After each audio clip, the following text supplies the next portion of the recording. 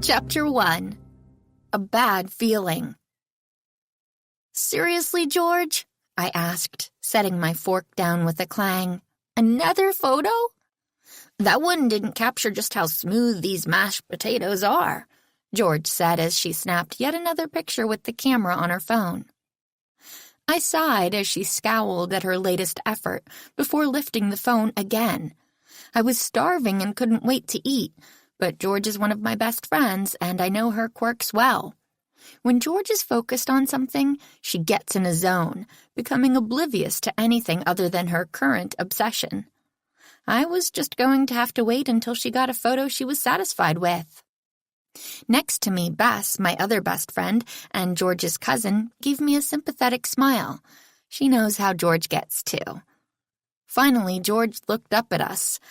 "All right, photographed, filtered, and shared."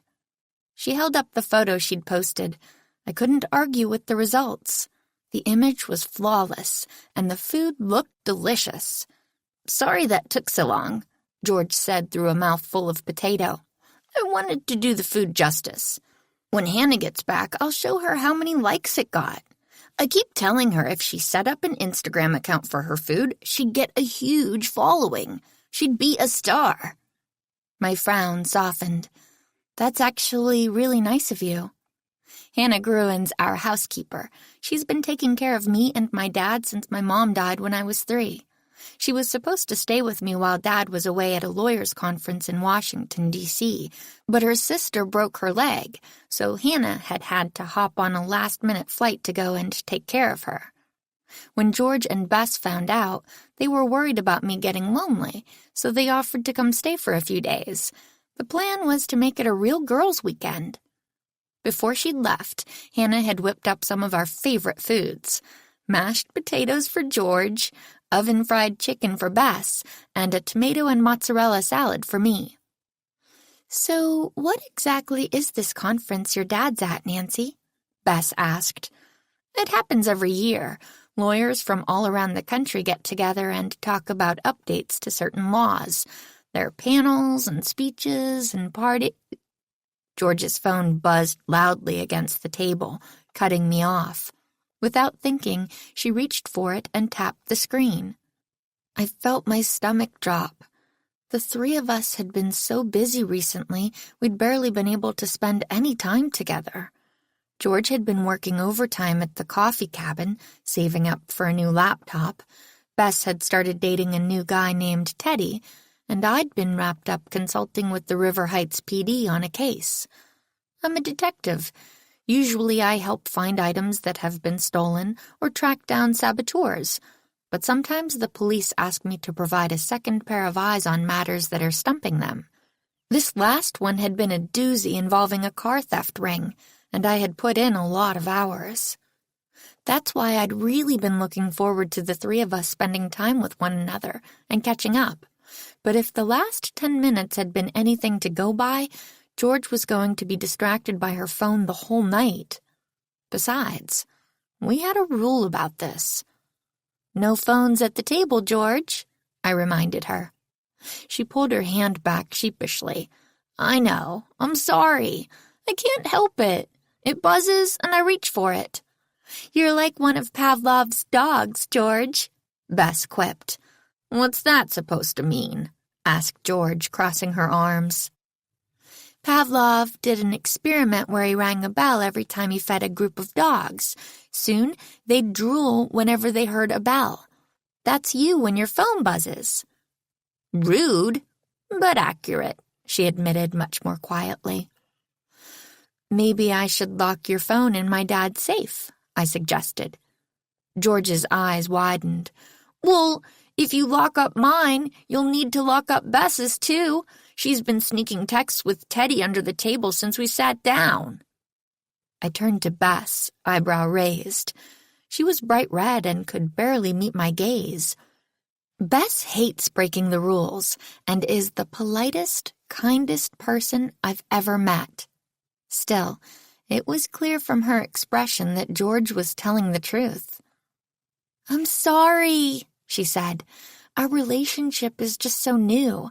I didn't want him to think I was ghosting him." I have to admit, I was a little surprised. Not that a boy was interested in Bess. She's one of those people who can smile at a guy and he's instantly smitten. Cashiers and waiters are pining for her all over town, and it's understandable. She's pretty, but more than that, I think they can sense her inherent kindness. Now, what shocked me was how invested she seemed in this Teddy. Bess tends to keep her relationships pretty casual. "What about you, Nancy?" George asked. "Are you telling me you haven't played any Words with Friends with Ned since we've been over?" "No," I answered firmly, but I had to admit, the thought had crossed my mind. Ned's my boyfriend, and we've been caught up in an epic Words with Friends battle for the past few months. He's ahead of me, but only by one game. And when we're in the middle of a close match, it can be hard to resist making a move, even if I'm tied up with something else. "To be fair," I said, "he's at his grandmother's and he doesn't have any service there." George laughed. "See? Staying connected is just a way of life now. We shouldn't fight it." George loves anything techie. She's been coding since she was little, and she's always the first to buy the latest gadget. I don't have a problem with technology.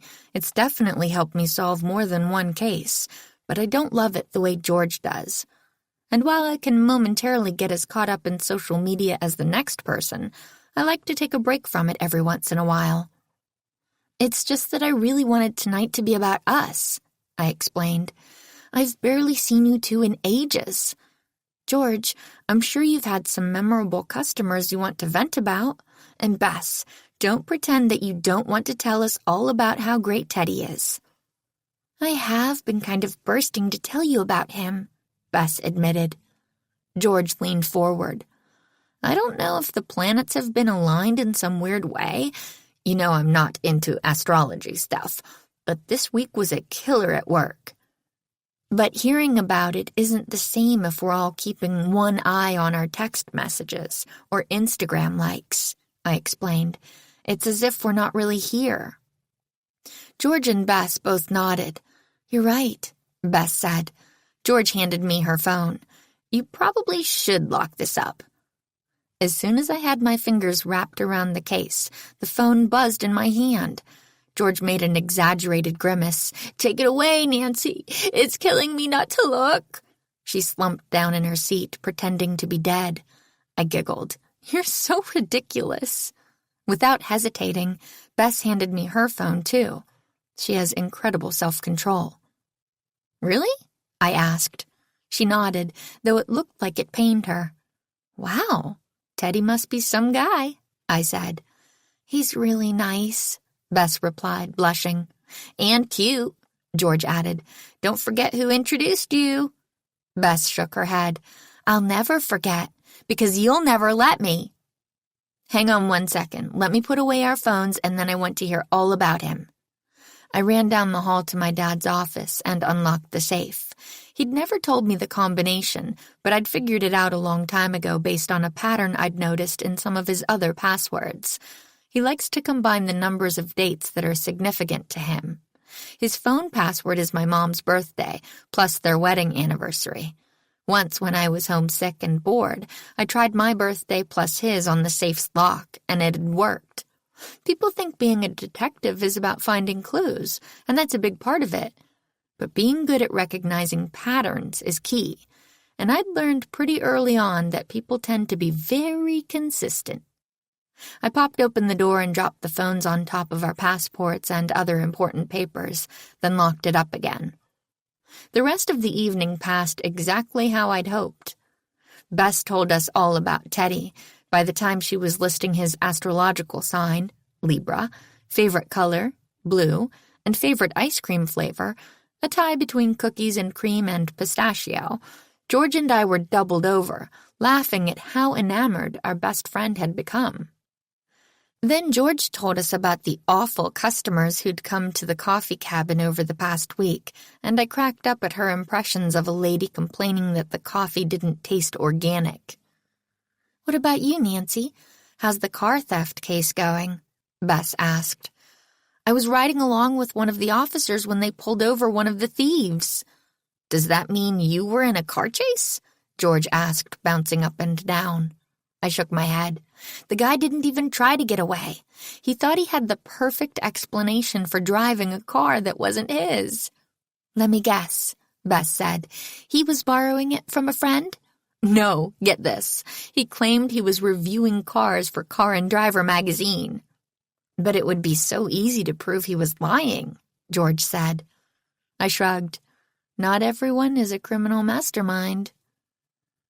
After we'd cleaned up the dishes, we all tried out the moisturizing masks that Bess had brought with her. We even convinced George to use one, and she hates all that primping and fussing. George is more the roll out of bed and pull on some clothes from the floor type. She complained loudly at first, and I think the only reason she agreed was because neither Bess nor I could threaten her with photographic evidence, since our phones were locked up. 20 minutes later, she couldn't stop marveling at how her skin glowed. I think if Bess hadn't stopped her, George would have camped out in front of the bathroom mirror for the rest of the night. Once we managed to drag her away, we went back down to the kitchen and made ice cream sundaes while we argued about which movie to watch, then got into our pajamas, set up the air mattresses in the living room, and resolved to stay up to watch them all. I fell asleep around 2 a.m. in the middle of To All the Boys I've Loved Before, Bess's pick. It was a fantastic night. That's why I was surprised to wake up with a start several hours later with a sinking feeling in the pit of my stomach. I have learned to trust my instincts over the years, and right then, they were screaming that something was very wrong. A movie I didn't recognize was playing, and George and Bess were asleep next to me. I turned off the TV and lay very still, listening carefully. But all I heard was the hum of the refrigerator and George's quiet snores. I was pretty sure there wasn't an intruder in the house, but the feeling that something was off wasn't going away. So I reached for my phone to see if anything big had happened in the world. And then remembered I didn't have it with me. Slowly, careful not to wake George and Bess, I got up, padded to Dad's office, and unlocked the safe, then took out my phone and turned it on. 17 missed calls, all of them from my dad. The first one had come in at 8:23 the night before. My heart started racing, and sweat coated my palms. I took a deep breath. If something had happened to Dad, he'd need me calm and in control. I looked at the screen again. There was one voicemail, and it was 2 minutes long. My hand was trembling as I hit play. Everything was muffled, as if Dad's phone was still in his pocket when he'd called. At first, I could only make out the sound of footsteps, 2 sets of them. I recognized one immediately as Dad's, but the other pair sounded quieter, like the person was smaller and a little behind him. A woman, maybe? I could hear Dad's breathing. It was shallow and fast. He was scared. A new bolt of fear went through me. My dad didn't scare easily. After a moment, I heard Dad say, "You don't have..." And then there was something else. But the lining of his pocket rubbing against the speaker created too much noise to make out what. I replayed the message and turned the volume all the way up, pressing the phone as close to my ear as I could. But I still couldn't understand what else he'd said. Frustrated, I took a deep breath, trying to focus. Maybe Dad would stop walking and I'd be able to make out what was happening. I heard more footsteps. It sounded like they were going downstairs. Then I thought I heard a door open and shut, but I couldn't be sure. When Dad spoke again, it was hard to hear exactly what he was saying, but it sounded like, "Where are you taking me?" And then nothing. The message just ended. I called Dad's cell phone as I sprinted down the hall. The call rang and rang and rang, and then, "This is Carson Drew. Leave a message and I'll call you back as soon as I can." "Dad, call me. Let me know you're all right." My voice sounded breathless and thin. I hung up as I reached the living room and threw on the lights. George groaned as she rolled over, pulling the blanket over her head. "George! Bess! Wake up! It's an emergency!" Bess's eyes blinked open and she focused on me, confused. "Nancy, what's happening?" "Wake up!" I repeated, ripping the blankets from George's head. "What's going on?" she complained, rubbing her eyes. "I think my dad's been kidnapped." George and Bess both sat up abruptly. "What?" they shrieked. I held up the screen so they could see all the missed calls, then played the voicemail. They didn't have any more luck making out what Dad had said than I'd had. "I know your dad probably took his laptop with him, but does he still have that old desktop?" George asked me, now wide awake. I nodded. "In his office." A few moments later, George was settled behind his desk, typing rapidly and clicking links. "Your dad is a very smart man. He set up a Find My Phone account. Do you happen to know his password?" "Of course. It's Nancy D123. I know all his passwords." George blinked. "Well, that's definitely not secure. I thought I taught your dad better." Bess tapped the desk. "Focus, George. You can scold Mr. Drew once we know he's safe." "Yeah, okay. Give me a second." I let out a deep breath, waiting impatiently as the program ran. It felt like it was taking forever, but only a few seconds later, an address flashed on the screen. Hands shaking, I typed it into the search engine on my phone. "That's the Adams Hotel, where the conference is being held. Dad's staying there." "If his phone is at the hotel, maybe he's at the hotel too," George suggested. "Yeah," Bess agreed. "Maybe this is all some kind of misunderstanding." "Maybe," I said, but I wasn't convinced. What we could hear of the message was too weird, and 17 calls was too many to be an accident. I tapped his number again, hoping that this time he'd pick up and give me a completely boring explanation for what had happened, and then George, Bess, and I could go to Nick's Diner for French toast and laugh about this whole incident. "This is Carson Drew. Leave." I hung up. No French toast for us. "Maybe he's still asleep," Bess offered, but without any conviction. I shook my head. "It's after 7, and my dad wakes up at 6 on the dot every day. He's part man, part alarm clock." Suddenly, my phone buzzed in my hand with a number I didn't recognize. "Hello?" "Is this Nancy? Nancy Drew?" a man's voice said on the other end. "Yes, this is she." "My name's Jesse Way. I'm friends with your father. We're both at the conference in D.C. "Is he okay?" I asked. I could hear my voice rising an octave. "Have you seen him?" "That's why I'm calling. Carson's missing." Chapter 2. Doppelganger. "What do you mean, missing?" I asked, quickly putting my phone on speaker so Bess and George could hear what Mr. Way was saying. "Well, we were supposed to have breakfast an hour ago, but he never showed up. And you know your dad, he's never late. I called his phone and he didn't answer, so I went to his room and knocked to make sure he was okay. I was worried he might be sick or something, but he didn't answer. It's just not like him to stand someone up." My breathing grew unsteady again. Noticing, Bess squeezed my hand. Mr. Way was right. If I had to pick one word to describe my dad, it would be reliable. When he says he's going to be somewhere, he's there, and on time. Even though he's a busy lawyer, Dad never missed a single ballet recital, tennis match, or parent-teacher conference. "I asked around," Mr. Way continued. "No one's seen him since the plenary yesterday evening." "What's a plenary?" George asked. "Oh, it just means a session everyone at the conference attends," Mr. Way explained. "Most of the programming is panels or small group discussions." "Got it," George replied with a nod.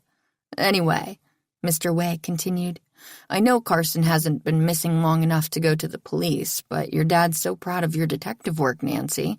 He's always talking about it. Hearing about your cases is a highlight of catching up with him. I'm sure he'll turn up with some perfectly logical explanation for where he's been, but I thought I should give you a call anyway." "Yes, thank you so much for calling. I'm definitely going to get on this." "There's a flight in an hour and a half," George said from behind my dad's computer. "If we hurry, we can just make it." "You guys don't have to come." Bess leveled her gaze at me, her hands on her hips. "Of course we're coming. We want to help." "Yeah," George said. "Besides, I've never been to D.C." "But what about your job?" I asked, before turning to face Bess. "And Teddy?" "Please," George scoffed. "I've worked so many double shifts and covered so many times the past few months, they owe me." "And I've known Teddy for a few weeks," Bess added. "I've known your dad practically my entire life." As I met my friend's eyes, I found myself at a loss for words. I wanted to tell them what their support meant to me, but I couldn't get the words to form on my tongue. There was a faint ringing in my ears, and my head felt like it was encased in a thin layer of gauze, like the world wasn't quite right, and it wouldn't be again until I figured out what had happened to my dad. There was only one way to fix this. I pointed to the computer. "Book the flight, George. We're going to D.C." The next few hours passed in a blur. George and Bess called their parents to explain what was going on and promised to check in regularly once we got to Washington. Meanwhile, I ran to my room and threw some clothes into a backpack. Then we raced to the airport, sprinting through the terminal. The flight attendant gave us a disapproving look when we slipped onto the plane just as the door was closing, panting as we collapsed into our seats. The flight was torture. It felt like I was wasting time sitting there while Dad was missing halfway across the country. George zonked out right away, and Bess immediately lost herself in a magazine someone left behind in the seat pocket. But I couldn't concentrate on the in-flight movie she'd suggested I watch to distract myself.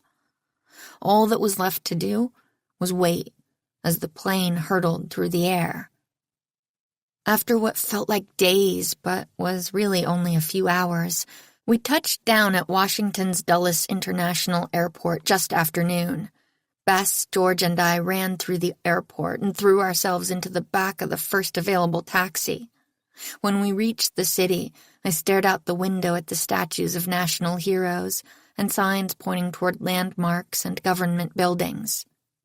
As we turned the corner, the Capitol building with its distinctive dome came into view. "I can't believe the members of Congress are in there right now, making new laws," I said. George shook her head. "I know. I've seen that building on the news and in so many movies. It's surreal to actually see it in person and to remember that people worked there." Bess nodded. Finally, we pulled up in front of the Adams Hotel. As I stepped out onto the curb, a middle-aged Asian-American man sporting a pink bow tie walked through the hotel doors. He stopped suddenly as his eyes met mine. "Nancy?" "Yes, are you Mr. Way?" "Yeah. What great timing. I stepped outside to get some air. You can spend all day in windowless rooms at these conferences and never see the sun if you're not careful.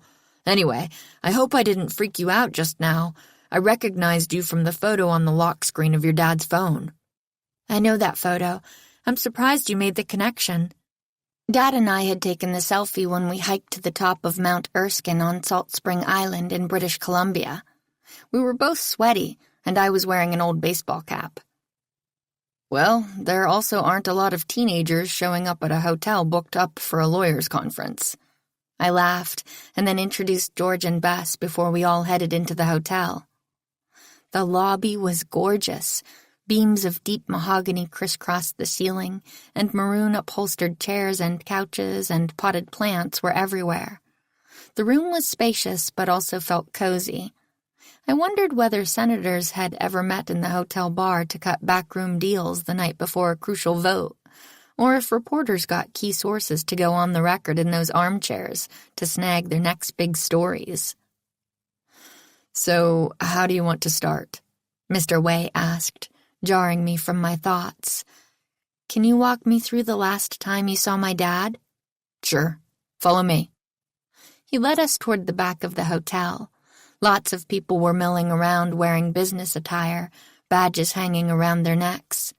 It seemed weird at first that the conference was still in progress, that it hadn't stopped when it was discovered that Dad was missing.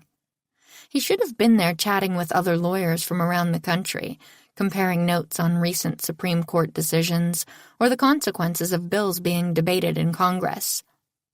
And then suddenly, as if I had willed him into existence, I saw him. He was heading for the elevators to our right, away from us. "Dad!" I cried. He didn't stop. "Dad!" I called louder. People turned to look at me with curious looks, but my dad kept walking. I rushed over, pushing through the conference goers, weaving past potted plants and overstuffed couches. George and Bess were right behind me, Mr. Way trailing a little farther back. I heard the elevator ding. I'd have only a few seconds to stop him. I darted ahead and reached out to grab him by the shoulder. "Dad!" He turned his head and my stomach dropped. It wasn't my dad. The man's brow was higher, and his eyes were deeper set. "Whoa," George said next to me, sounding as surprised as I was. "Sorry," I gasped. "I thought you were someone else." "Carson Drew, by any chance?" the man asked. I nodded. "How did you know?" "People have been mixing up the two of us the entire conference. Someone even asked if Carson and I are twins. We must be doppelgangers." "Doppelgangers?" Bess asked. "It's German," George explained. "It means someone who looks exactly like you but isn't related." The man nodded and stuck out his hand. "Chad Ford." "Nancy Drew," I said. "I'm Carson Drew's daughter. Have you seen my dad recently?" "No, not since yesterday." "Okay. Sorry to have accosted you." "No worries. I'm starting to get used to it." Mr. Ford pushed the elevator button again, and Mr. Way shepherded us toward the back of the lobby. "Here, most of the conference programming is being held back this way." I stared down at my feet as we followed him, the adrenaline draining from my body. For a moment, I'd really thought it was my dad, and in those fleeting seconds, I'd been so excited and relieved. Usually, I like solving cases. Even when they're stressful, it's fun to follow clues, and it's such a rush when the pieces come together. But this case wasn't feeling fun. I just wanted it to be over. Bess put her hand on my shoulder. "Are you okay, Nancy? That must have been a shock." "He really did look a lot like your dad," George said. "Since when has a case been that easy to solve?" I answered with a sad smile. We followed Mr. Way around a corner, through a doorway, and down a long hallway. "This is where us lawyers have been having all our fun," he said with a chuckle. Though still nice, this part of the hotel felt newer and more industrial. The lighting turned fluorescent as gray carpeting led past walls covered in cream-striped wallpaper, broken up by a series of doors. I could hear speakers arguing passionately just beyond them. "These are the rooms where the panels and breakout sessions are being held. The last time I saw your dad, though, we were in the grand ballroom. It shouldn't be in use now, so I can show you." Mr. Way led us to the end of the hallway, and we followed him into a huge room. Rows of folding chairs filled the space, and a lectern with a microphone was set up at the front. Mr. Way walked to the 5th row and pointed to the seat on the aisle. "I was sitting here. I'd saved the seat next to me for your dad, but the panel he was coming from ran long, so he slipped in late. I saw him standing in the back, but when I went to check in with him after the session, which ended around 8, I couldn't find him. I didn't really think anything of it at the time. I just wanted to confirm our breakfast plans and figured he'd gone to have dinner with some other folks." The room had been cleaned since the night before. I could see the lines from the vacuum in the carpet. I glanced up at the ceiling. No cameras, at least none that I could spot. It didn't appear that I was going to get anything from the room. Did you notice him talking to anyone? I asked. I did, actually, Mr. Way said. There was a woman standing next to him in the back. They were chatting when I turned around. And what did she look like? I asked as I took out my notebook. I didn't get a great view of her. She was maybe in her 40s, average height, brown hair pulled into a tight ponytail. He paused. I could tell that there was something else he wasn't saying. Was there something else? I asked. Well, this is going to sound weird, but the thing I noticed most about her was that she had really good posture. Her shoulders were completely straight. Lawyers, we spend a lot of time hunched over our computers. Our posture is usually terrible, but hers was excellent. I found it striking. I wrote down good posture, then took one more glance around the room. If there had been any clues, they'd been cleaned away the night before. I turned to Bess and George. I need to get into my dad's hotel room.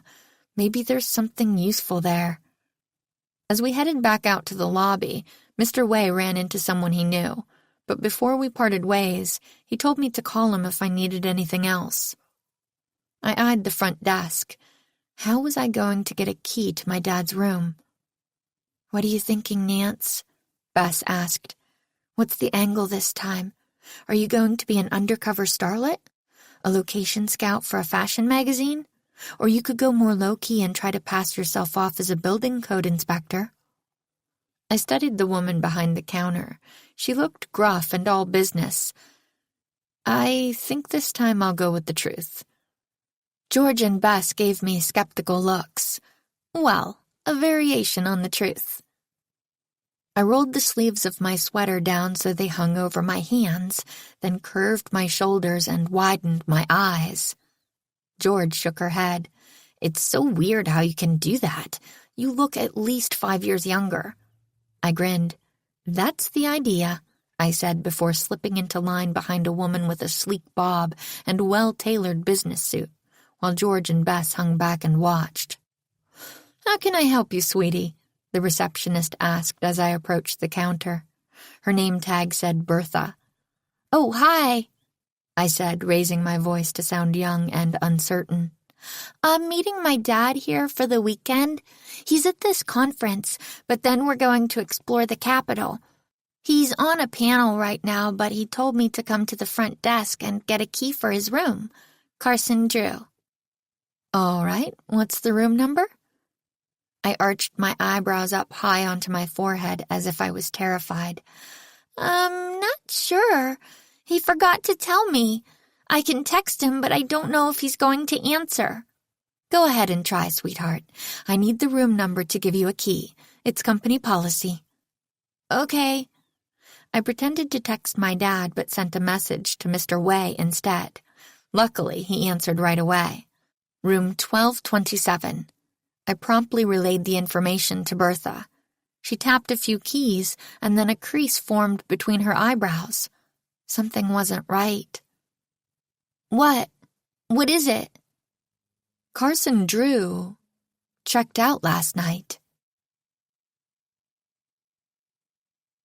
Chapter 3. The Bermuda Trick. "Checked out?" I repeated back. "Mm-hmm," she said. "Last night around 8:30. It's an odd time since he was charged for the night, but his room's empty, honey." "Thanks," I said, stepping away. My mind was spinning. I rejoined George and Bess, lost in thought. Why would Dad check out of the hotel? Mr. Way had said the plenary ended around 8 o'clock. The missed calls had started coming in at 8:23 p.m., and then my dad checked out around 8:30, so a timeline was coming into focus. What had happened at the plenary? Housekeeping probably already cleaned the room, but they sometimes miss spots, I explained when I updated Bess and George about this latest twist a few minutes later. "I know the odds are long, but we need to get into that room." "But how?" asked Bess. I thought for a moment. "Do you guys remember what we did on that case in Bermuda when we needed to get into the tennis director's office at the resort?" Bess's eyes sparkled. "How could we forget?" Are you thinking we should try the same move now? George asked. I nodded. You remember what to do. Of course, George grinned. We got on the elevator and pushed the button for the 12th floor. As we were traveling up, I practiced a quick hand motion with my right hand. It had been a while since I had the maneuver down, and I hoped my skills were still up to snuff. When the doors opened, I peered to the left, relieved when I spotted a cart piled with towels and cleaning supplies, sitting about halfway down the hall. Phew, this will never work without housekeeping. Finally some luck, George remarked. The housekeeper was still in the room a couple of doors down from our target. I looked both ways, making sure no one else was in the hallway, before I waved, and the three of us scurried to the alcove that housed the ice machine. After a moment, the housekeeper came out of the room, closing the door behind her, and pushed the cart to the next room away from our target. I exchanged a look with George and Bess, then nodded.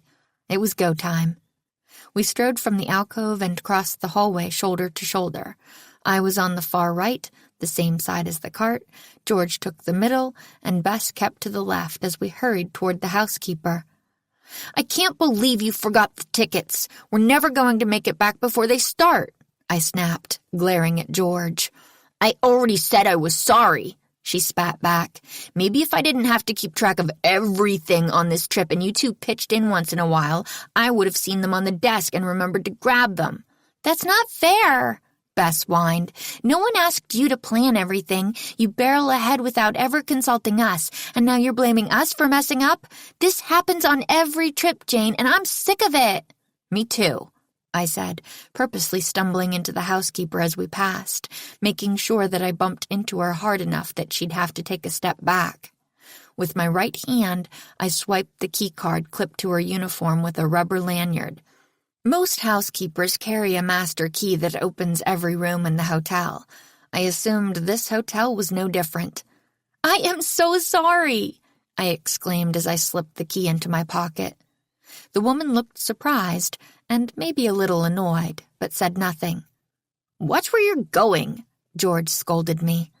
It's okay, the housekeeper said, smoothing her hair back into place. We hurried past her, making a beeline for room 1227 at the end of the hall. I swiped the key against the door's electronic pad. The light blinked red, and the door remained locked despite my jostling. I swiped again. Still red. I snuck a glance down the hall, spotting the housekeeper gathering the sheets and towels she'd need for the next room. Any second now, she'd try to open the door and realize her key was missing, and then she'd be on to us. Hurry, Nancy, Bess whispered. Taking a deep breath, I swiped the key against the pad one more time, holding it against the pad longer, willing my hands to stay steady. The light turned green, and releasing my breath, I pressed down on the handle and pushed the door open. After we slinked into the room, I tossed the key onto the floor of the hallway so it would look as if it had fallen off the housekeeper's uniform. Once the door was firmly closed, I flipped the deadbolt so no one else could come in unexpectedly, then turned to face the room. Bess, George, and I exchanged glances, then started to giggle. There was always a rush when you pulled off a stunt like that. That's such a classic move, George said, clapping her hands. Yeah, Bess added, it's an oldie but a goodie. I was about to join in, it had been fun, when it hit me again. My dad was missing. The smile fell from my face. Bess noticed immediately. Let's start looking for a clue, she gently suggested. I nodded, setting my jaw. We need to search every nook and cranny. Housekeeping would have picked up anything obvious. We scoured the room high and low. George crawled under the bed, using her phone as a flashlight, while Bess and I moved the dresser to see if anything had been stashed behind it. We opened all the drawers, and I even examined every page of the complimentary notepad to see if I could spot an impression left behind from a note Dad wrote before tearing away a sheet. There was nothing. Bess, George, and I slumped on the bed, defeated. We were sweaty and out of breath from the search, and no closer to finding any answers. We should check the hotel's lost and found, Bess suggested. Maybe housekeeping did find something and left it there. We could, I said half-heartedly. It felt like we were flailing around, hoping to stumble on a clue, rather than working off anything concrete. I sat up a little straighter. Let's review what we know. I'll take notes, George offered. She pulled her laptop out of her backpack and got set up. Okay, I'm ready. Shoot. My dad went to the plenary, I said as George tapped away. He was late because his previous panel ran over. We should confirm that, Bess interjected. Mr. Way might have just been assuming that. Maybe something happened at that panel. Good point, I said. At the plenary, Dad was talking to a woman with a ponytail. And good posture, George added. Not long after the plenary ended, he called me a bunch of times. In his voicemail, I thought I heard a woman with him, and it sounded like she was taking him somewhere he didn't want to go. I'm really sorry about that, George said quietly. If I wasn't so addicted to my phone, you wouldn't have locked our phones up, and you would have been able to answer, and we wouldn't be in this mess. She looked down, and I could see tears rolling down her cheek. George prided herself on not crying, so I knew she was really feeling awful. I put my hand on her shoulder. George, the only person to blame is the person who took him. No one else. She nodded, but I could tell she was still beating herself up about it. Keep going. I don't want to derail us, George said, wiping her eyes. I glanced at Bess. She always knew how to make someone feel better and was good at sensing when what they were saying wasn't the same as what they really meant. She gave me a small nod, urging me to continue. At 8:30, Dad checked out of the hotel. I was quiet for a minute. I think we need to figure out who that woman he was talking to was. She seems key to this entire situation. Unfortunately, there didn't appear to be cameras in the ballroom. I saw cameras in the lobby, George said. If this mystery woman was with your dad when he checked out, we might be able to see her. Okay. I rose from the bed and started to pace. We need to figure out where the security room is, get in, and hopefully find the footage from last night. Hold on, George said. I might have a better idea. She got up and left the room. A few minutes later, there was a knock. When Bess swung the door open, George was standing there, her fist still outstretched. Were you knocking America the Beautiful? Bess asked, eyebrow raised. I wanted you to know it was me, and I was feeling patriotic being in the Capitol and all. George turned to me. Good news. I think we can access the cameras from right here. She pulled up a photo on her phone and zoomed in. A lot of security cameras these days come with an app so that you can access the footage remotely. I took a photo of the cameras in the lobby and was able to make out the brand name. A magical invention called Google told me that this camera does indeed have a remote login option. We just need the username and password and we're all set. Really? Yep. She handed me her phone. Okay, Nancy, you're up first. You're going to call the front desk and get transferred to the security office. Your goal is to get the name of the supervisor. I nodded, mentally running through a few roles that I'd used in the past when I needed to get information. Angry wife, scared daughter, entitled heiress. Finally, I settled on the perfect persona. Can you find a sound effect of a baby crying and play it really loud when I tell you to? Absolutely, George said. Just signal when. I dialed the front desk and asked to be transferred to security. A grumpy man answered. Hi, I whispered. I need to speak with your supervisor immediately. What? I can't hear you. Speak up. Sorry, I said, still talking quietly. My baby's asleep, and I'm trying not to wake him. I need to talk to your supervisor. Well, he's not in. It's Saturday. Oh, is it? I asked with a chuckle. When your baby only sleeps 2 hours, 3 on a good night, you lose all track of time. Can you give me his name so I can call back on Monday? Can you tell me a little more about what this is regarding? The man asked. There was an incident, and my boss needs to talk to him. Who's your boss? I'm not at liberty to say, but she is a very important person in government. I pointed at George. She hit a button, and suddenly the sound of a baby screaming their lungs out filled the room. I motioned for her to turn the volume up, almost regretting it a moment later, wincing as I resumed the con. "Oh, no!" I moaned over the computer-generated screams. "The baby woke up. I need to go or he'll wake the whole building. Can you please just give me the name? My boss is not someone you want to let down." I put the phone closer to George's computer so the screaming would blast through the phone. "Your baby is really loud," the man shouted. "I know. He's really upset. Can you please just give me your supervisor's name? If my boss doesn't have it in her hands in the next 5 minutes, I'm going to be fired, and I really need this job. Please?" I wouldn't have believed it possible, but George turned the volume up even louder. All right. His name is Doug Carr. Go take care of that baby." As I hung up, George turned to Bess. "Okay, cuz. In 5 minutes, you're up." Bess clapped, her eyes sparkling. "I assume I'm playing Doug Carr's wife? Let's hope he has one, or that the security officer doesn't know his boss very well." George nodded. "You need to get the username and password." Bess paced around the room, getting herself into character. If my performance had been convincing, I knew Bess's would be Oscar-worthy. "Let's do this," she said a moment later, pulling her phone out of her bag. She dialed the front desk and got patched through to the security room. After a ring, the same gruff man answered. Bess put on her sweetest voice. "Hi, and who do I have the pleasure of speaking with this afternoon?" This is John." "Oh, hi, John.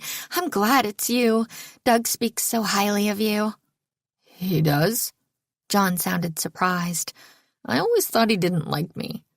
Bess's eyes widened, but I saw her steady herself. "Oh, you know. That's just Doug. Don't take it personally. This is his wife, by the way." "How can I help you, Mrs. Carr?" John asked, a new pep in his voice. "Well, Doug is sick as a dog and has laryngitis, so he can't speak. But there was an incident with a senator this week. She claims her watch was stolen when she was having lunch at the hotel. Doug's insisting on reviewing the footage right away, even though he should be resting. He thinks she's going to call on Monday and he wants to be ready." John gulped on the other end of the line. "I think the senator's aide just called." Bess grinned and gave me a thumbs up. Our two-pronged approach was working. "Well, it's good that I called then. The thing is, with his fever, Doug's completely spaced out on the username and password to access the security files remotely. Can you help him out?" I don't know." Suddenly, the sound of a man coughing came from the computer. Bess leaned over so John would hear it better. I looked over at George, beaming. That was some quick thinking. "I know Doug would really appreciate it. Between us, he can be such a baby when he's sick. I know he'll never rest and get himself better with this little problem hanging over his head." "All right, Mrs. Carr. The username is LH Security, and the password is password. The O is a 0. "Really?" Bess said, so surprised she almost dropped character. "It's so obvious no one would ever guess it," John explained. "Well, thank you so much, John. Doug will never forget how you helped him out." Bess had barely hung up before George was logged into the site. And with a few clicks, we had access to all the hotel's cameras. There were close to 30 of them, one on each hall, one in each elevator, and several covering different angles of the lobby. "Just let me figure out how to pull up yesterday's footage." George clicked around. "Got it. Okay, I'm going to start in the elevators around 8:20, about 10 minutes before your dad checked out." George played the footage at double speed. We watched lots of middle-aged people with badges racing up and down in the elevators, and then there he was. George slowed the speed back to normal and hit play again. Dad was in an elevator headed down, carrying his luggage. If you didn't know him, you might think he looked calm, but I could see that his eyes were a little wider than usual and his shoulders were a little closer to his ears. He was scared. A woman stood next to him. Her hair was pulled back in a tight ponytail. She wore a black business suit, and Mr. Way was right. Her posture was amazing, shoulders and back ramrod straight. She kept her hand in her jacket pocket, but the angle seemed odd. "George, can you zoom in?" "Let me see." George clicked a few times, and suddenly the image was bigger. I looked more closely at the woman's pocket, and then pulled back fast. "Oh my gosh, she has a gun!" Chapter 4. Dead Zones. There was a roaring in my ears, as if waves were pounding inside my skull. My vision tunneled, black pushing in on all sides. "Nancy, are you okay? Nancy!" I could hear my friends calling to me, but they sounded a million miles away. I was going to faint. I knew it. And then I remembered what to do. Dad had taught me on a hike in Albuquerque when I had heat exhaustion.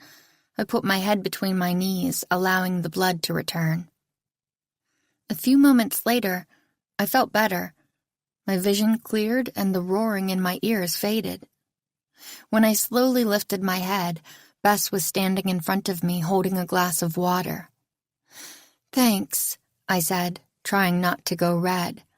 I knew my friends weren't judging me, but I still felt pretty embarrassed. As usual, Bess knew exactly what was going through my head. "It's okay to be scared, Nancy." "Yeah." George put a hand on my shoulder. "What's happening is really scary."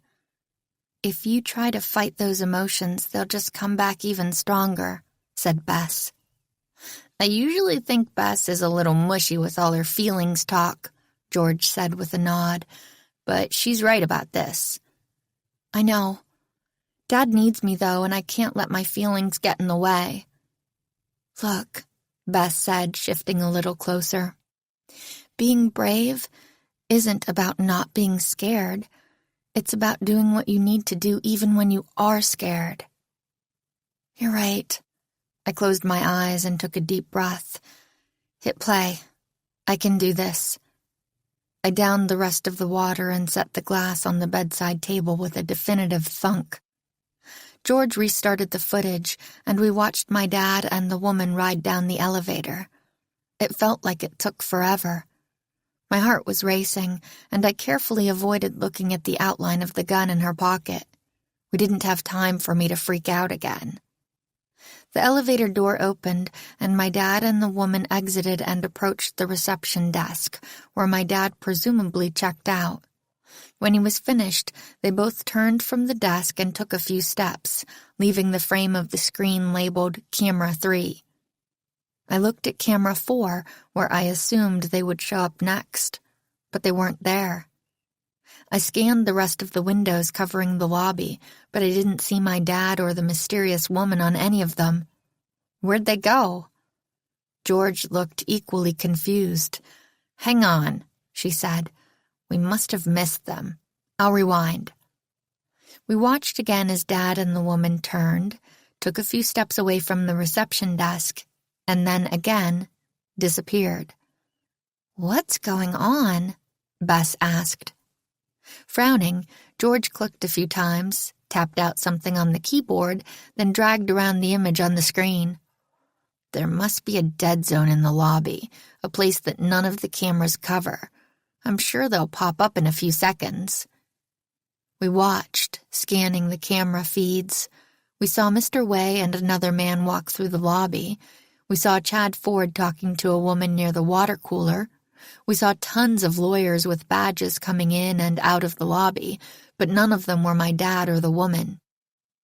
"Where are they? They can't have disappeared," said Bess. I thought about what George had said.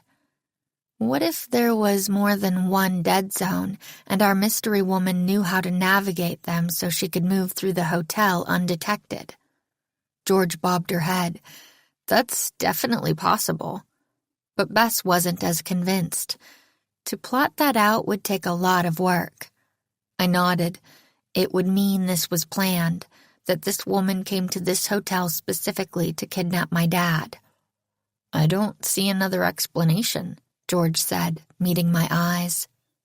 Bess put her arm around my shoulder. I'm so sorry, Nancy. I set my jaw. Well, the good news is that we can do that work too. We can map the dead zones and figure out where they went. I grabbed my bag and headed toward the door. I'm going downstairs. You two watch the monitors and direct me. Got it, George and Bess said in unison. A few minutes later, I was in the lobby, phone pressed to my ear. Okay, I think I'm in the last place I saw my dad. My voice echoed, so I knew Bess had put me on speaker. Yep, I heard her say. We have you in the frame. Okay, let me know when you see me on a camera, and I'll reset and try again until I hit a dead zone. Roger that, George said. I took 2 steps to my left. Nope, I see you on camera 6, Bess chirped. I went back to where I'd started and then took 3 steps to my right. That's it, I can't see you, George exclaimed. I smiled. We were making progress. I'm going to keep going, I said, taking 2 more steps right. No, camera 8, George cried. I returned to my last position. Am I off camera again? Yep, you're gone, Bess said. Okay, I'm going to try going forward this time. I took 2 steps ahead. Still gone. George was getting increasingly excited. We continued the tedious process. I walked. Bess and George monitored the cameras. Even though finding the right path was slow going, I liked having something to focus on. Finally, after 45 minutes, I found myself standing in front of a door marked Employees Only. Guys, I know where they went. Nice work, Nancy, Bess said. We'll be right there. I could hear George closing her laptop and decided to settle in an overstuffed chair a few feet away while I waited for them. A few minutes later, I saw my friends rushing across the lobby and waved them over. So what's the plan? George asked, her eyes gleaming. How are we getting in there? I gave her a crafty smile. Follow me. I strode confidently back to the door, casting a quick glance over my shoulder. Thankfully, the hotel staff appeared preoccupied with the conference attendees. Palming my library card, which I'd retrieved from my bag while I'd been waiting, I slid it between the door and the frame, jostling it a few times before I heard the telltale click of the lock giving way. Without hesitating, I swung the door open and ushered Bess and George through before following, gently closing it behind me. I didn't have a timer going, George said, grinning, but I think that was your fastest time yet. Thanks, I said. I've been practicing. Bess, on the other hand, seemed a bit disappointed. I was sure you'd have something more elaborate up your sleeve. That wasn't even a ruse. I shrugged. Sometimes the best con is as simple as looking like you belong. Anyway, let's see where this leads. We were standing at the top of a stairwell. It was dark and cool. Without a word, we lit up our phones like flashlights and headed down the steps. As we descended, it became increasingly clear that this part of the hotel was never supposed to be seen by guests. The paint on the walls was chipping, and the stairs creaked under our feet. While the lobby and guest rooms had felt old in a charming way, this space was just decrepit. The staircase led down to a large basement. Stacks of old furniture and room service carts lined the walls and crowded the floor. Eek! Bess screeched. Startled, George grabbed my arm, her nails digging into my skin. What is it? Bess didn't answer. I followed her gaze to a ghostly figure looming over us. An eerie moaning sound wafted through the basement, and we quickly grabbed hands. It's coming our way, George hissed. I nodded, but then I looked closer. It's moving, but I'm not sure it's moving toward us. I took a step forward and cautiously reached out my hand, steeling myself. As soon as my fingers brushed our phantom, I couldn't help letting out a chuckle. It's not a ghost. It's just a sheet draped over discarded furniture. Here, watch. I yanked on the fabric, revealing a coat stand sitting on top of a desk. Sorry, Bess said sheepishly. I don't know why I freaked out. It's okay, I said, giving her a reassuring smile. We're all on edge, and it did look pretty scary. I still hear moaning, George whispered. I paused, listening. It sounds like it's coming from that direction. I pointed toward the far side of the room. Bess leaned forward. I think I see light coming from there, too. It's probably a door. I took a determined step toward the corner. I bet that's how the woman took my dad out of the hotel. Maneuvering through the stacks of discarded furniture, Bess, George, and I picked a path through the clutter. Some of the piles nearly brushed the ceiling. They creaked and swayed as we shimmied past. This is like a furniture graveyard, George muttered. I was thinking it was like a furniture version of those hedge mazes you find in fancy gardens, I said, as my hand brushed a chair with only 3 legs. Do you think they redecorated the rooms but kept all the old stuff, just in case they changed their minds? Bess asked, wrinkling her nose. Before I could respond, there was a clatter behind us. George yelped. What was that? I demanded, my eyes darting around the room. Nothing, George said. Just hit my shin on what I think might have once been a luggage rack. My foot made contact with something, sending it skittering across the floor. The beam of my camera light caught the object just as it slid under a narrow gap beneath a dresser piled high with TVs and ottomans. I think that was a phone, I said. What if it's my dad's? That's a big leap, Nancy, George said. It could have been anything, and even if it is a phone, it's way more likely to belong to one of the hotel employees. And that very tall pile of very heavy furniture looks like it might topple over at the smallest nudge, she added, grabbing my elbow as I made to rush over to the dresser for a closer look. The Find My Phone app said Dad's phone was in the hotel, even after he went missing. This could explain it, I insisted. George took a breath, about to answer, but Bess interrupted before she could say anything. George, what's gotten into you? You know if there's any chance that the object could be Mr. Drew's phone, we have to check. You're right. I'm sorry, George shuddered. This basement just creeps me out. Step back, I instructed, before lying down on the ground and sliding my arm under the dresser. Careful, Bess warned. Dust tickled at my nose. I held my breath, fighting as hard as I could, but the sneeze exploded out of me. An ominous groaning sounded above me as the TVs swayed.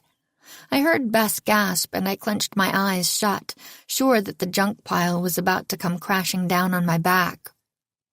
After a moment, the pile settled, and I let out a sigh of relief before slowly sweeping my arm back and forth through the grime, feeling for the phone's plastic case. I can't reach it. Let me guide you, George said. She lay down at the end of the dresser and shined her phone's light at the shadows. Okay, Nance, more to your right. I slid my arm as directed, but I didn't feel anything. You're so close. Just a little more. I stretched my arm, extending my fingers as far as they would go. George shifted her position, sending up another cloud of dust. A little farther. Come on, Nancy, Bess urged. You can do it. The tips of my fingers brushed the plastic edge, but I couldn't get enough purchase to grab hold of it and drag it out. Finally, I pulled my arm out with a sigh. I can't reach. Wait! Bess shot to attention. I have an idea. She quickly but carefully wound her way back through the maze of clutter. I heard clanging mixed with unintelligible grunts and muttering. Bess, what are you doing? Hang on. There was more clanging, then the sound of fabric being torn. Moments later, Bess returned, sweaty, her hair a mess, but she was smiling. She triumphantly held up a metal pole bent at one end. I thought we could use this as a hook. George sat up, squinting at the pole. Is that the leg of a luggage rack? Yep, I remembered you said you ran into one. Bess, you're a genius, I said as I took the pole and slid it under the dresser. Let's try again, George said. Back and to the right. I feel like I'm playing one of those claw games. You know, the ones where you try to grab a stuffed animal, but it always slips away just as the claw rises up again. Don't say that, Bess scolded. Those things are impossible. I felt the pole make contact with the object. Got it, I called out. Carefully, I guided the mystery object back toward me, raising it in the air as I sat up. And guys, I'm pretty sure this is Dad's phone. I was covered head to toe in dust, but at least I'd gotten my prize. George and Bess crowded around me as I bent over the screen, tapping to wake up the phone. The battery was at a measly 3%. Do you know your dad's password? George asked. Of course. I entered the numbers without even thinking, but instead of Dad's home screen, the screen filled with his notes app. Nancy, 16. 16? What does that mean? Bess asked. I racked my brain before deflating at the truth. I have no idea. Chapter 5. A New Twist. Phone recovered, we turned our attention back to the door, which opened into a rear alley. Following the narrow passage, we found ourselves across the street from a parklet with a bench that wrapped around a tree. I took a deep lungful of fresh air as we plopped down. It felt good to be out of that dark, dusty, overcrowded basement. After taking in a few more deep breaths, I turned my attention back to the screen of Dad's phone. 16. What was he trying to tell me? It has to be some kind of riddle. You and your dad do love puzzles, Bess said. It's true. Dad had me helping him solve crossword puzzles and Sudoku games as soon as I could read. One year, we'd even gone on vacation to a swanky resort in upstate New York that included guest talks from puzzle experts, afternoon board game tournaments, and a scavenger hunt that lasted all weekend. It had been one of my favorite trips. If this were a puzzle, the 16 wouldn't be literal. It would be standing in for something else. Let's brainstorm. Do you think Dad meant us to connect the 16 to Washington, D.C. in some way? I asked. I got up from the bench and started pacing. I always think better when I pace. The White House is at 1600 Pennsylvania Avenue, George said. True, I said, not bothering to pause, but it's pretty unlikely that she was escorting him to dinner with the president. There's a 16th Street here in D.C., Bess said, looking up from her phone. Maybe he figured out they were going there. Maybe, I said, but it felt off. When you're doing a puzzle, whether it's a crossword or trying to break out of an escape room, there's a moment where everything clicks into place and you know that you and the puzzle maker are on the same wavelength. I know how my dad's brain works. He's a precise person. He wouldn't send us on a wild goose chase, poking around an entire street. Even in a rush, even under pressure, he would have come up with a clue that would lead me exactly where I needed to go. Let's keep thinking, I said. 16. 16. You get your driver's license at 16. Is there a car museum in D.C.? Let me check, George said as she whipped out her phone. No car museum. There is a car collection at the Museum of American History, though. That's a possibility. But it still didn't feel right. There are 16 ounces in a pound, Bess offered. George kept scrolling. Abraham Lincoln was the 16th president. I looked at her, eyes wide. That's it, I squawked. The Lincoln Memorial. It's on the National Mall. I knew that was where Dad wanted us to go, just like I know when a word will fit perfectly into the black and white grid of the crossword puzzle without even having to count the number of letters. 20 minutes later, we were racing up the same steps where Martin Luther King Jr. had delivered his I Have a Dream speech, but I was so focused on finding my dad, I didn't really have time to take in the significance of the moment. I wasn't naive enough to think that my dad would still be at the memorial. He'd left the note on his phone almost a day ago. But I hoped that even if we didn't find Dad there, we'd find another clue. But all the thoughts racing through my mind evaporated as I stared up at the enormous statue of President Lincoln, sitting ramrod straight in his chair, staring down at the country he'd shepherded over 150 years ago. His eyes looked sad, but patient. I had seen photos of the memorial in my history textbooks, but I wasn't prepared for how big it was, or how awe-inspiring it would be. Tourists swarmed around us, jostling for the best place to take their selfies. Small children shrieked, delighted by how their voices echoed. But as I gazed up at Lincoln's face, the pandemonium around me faded. I found myself mesmerized by the details of the statue, the way Lincoln's brow was slightly furrowed, and how his hands seemed tense and restless, even as the statue itself projected calm. I found myself a little overwhelmed and grateful that this man had overseen our country during one of its most tumultuous times. "It's beautiful," Bess whispered next to me. "It really is," I agreed. When I glanced over at George, she was discreetly wiping tears from her eyes. "Daddy, pick me up!" a little girl demanded from a few feet away. Her outburst snapped my attention back to our task.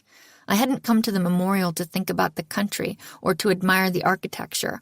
I was there to find my dad. Okay, we're looking for proof my dad was here so that we can hopefully figure out our next step. "Any idea what we're looking for?" George asked. I shrugged. "I really don't know.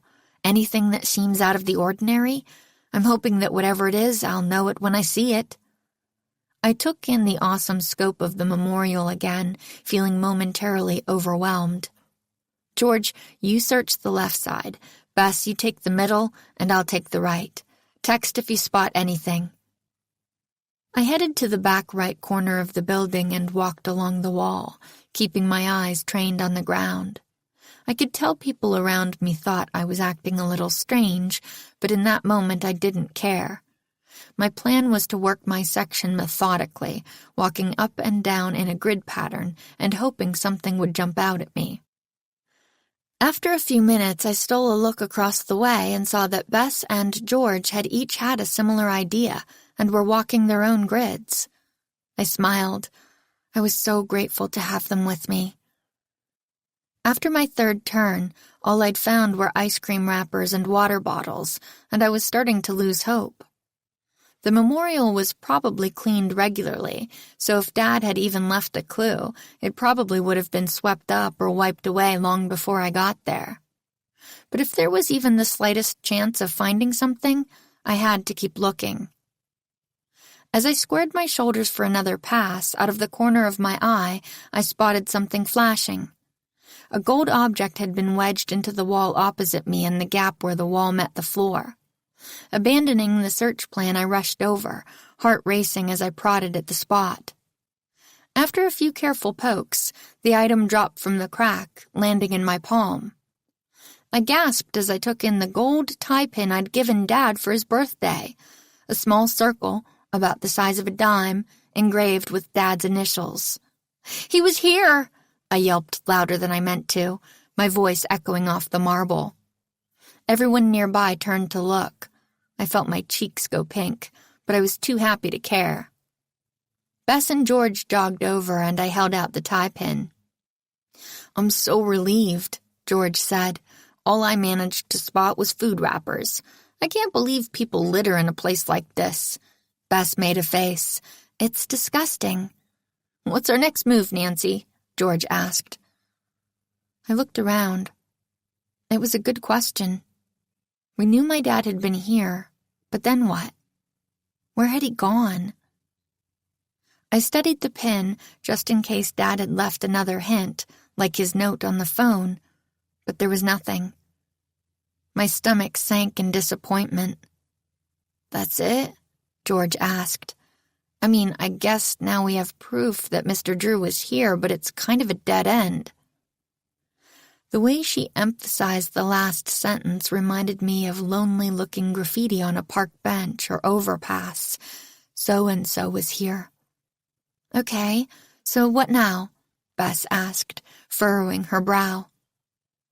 We stood at the top of the memorial steps, taking in the reflecting pool that stretched toward the Washington Monument. The giant column with its triangular top was an impressive sight, rising starkly against the late afternoon sky. And farther off were other national monuments, sure to be on any tourist's must-see list, including memorials honoring veterans and fallen soldiers of the Vietnam War, the Korean War, and World War II. Dad wouldn't just drop a clue in the middle of the lawn. He'd leave it at a landmark where I would have a better chance of finding it. But there was no way to know which direction his captor had taken him or which monument to search first. I sighed. We were going to have to split up again. Before we parted ways, Bess and George agreed to send pictures of anything unusual they found. And then I was jogging toward the Vietnam Veterans Memorial. Sweat poured down my face. It was so humid it felt like I was swimming through the air. I slowed as I approached the memorial, two black granite walls that started just a few inches off the ground and gradually got higher and higher until they met. It looked like a black scar sharply cutting through the bright green lawn. I didn't have the same feeling of awe I'd had at the Lincoln Memorial, but the hairs on the back of my neck were standing up, like I was about to walk into a dark room and didn't know what was waiting for me. I walked slowly along the wall and saw that names were engraved into it. A chill passed through me as it hit me that they were all soldiers who died in the war. Flowers, teddy bears, and other mementos lined the base of the stone, and from my vantage point, it looked like one long grave marker. I shook my head and continued along, scanning the ground for anything Dad might have dropped, careful not to disturb anyone there paying their respects. A stifled sob stopped me short. The wall now towered several feet above me, covered top to bottom in names. I looked ahead and saw an older woman with long gray hair standing a few feet in front of me, tears streaming down her face. She gently touched one of the names, clutching a rose in her other hand. I turned away to give her a little privacy and studied the inscriptions before me, stepping back suddenly when I caught my reflection staring at me in the polished granite. It was like I was being confronted by the names of the dead. The woman let out another small cry. I turned toward her, and this time her eyes met mine. Forgive me. He was my first love. I still miss him. I'm so sorry.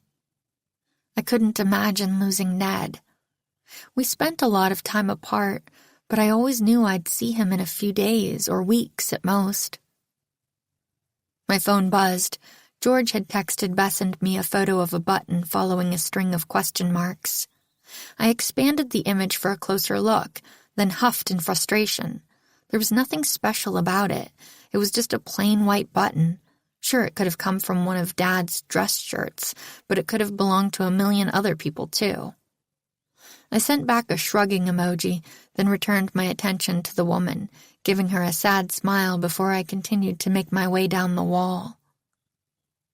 After searching for a few more minutes, it became increasingly apparent that I wasn't going to spot anything Dad had left.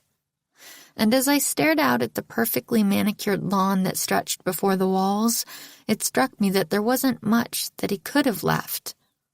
Would he have been able to take off his belt? If he dropped his watch, someone would probably have found it and carried it home.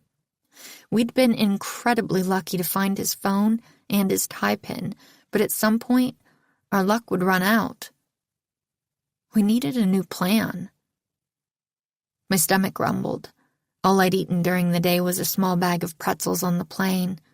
I was starving. George and Bess must be too.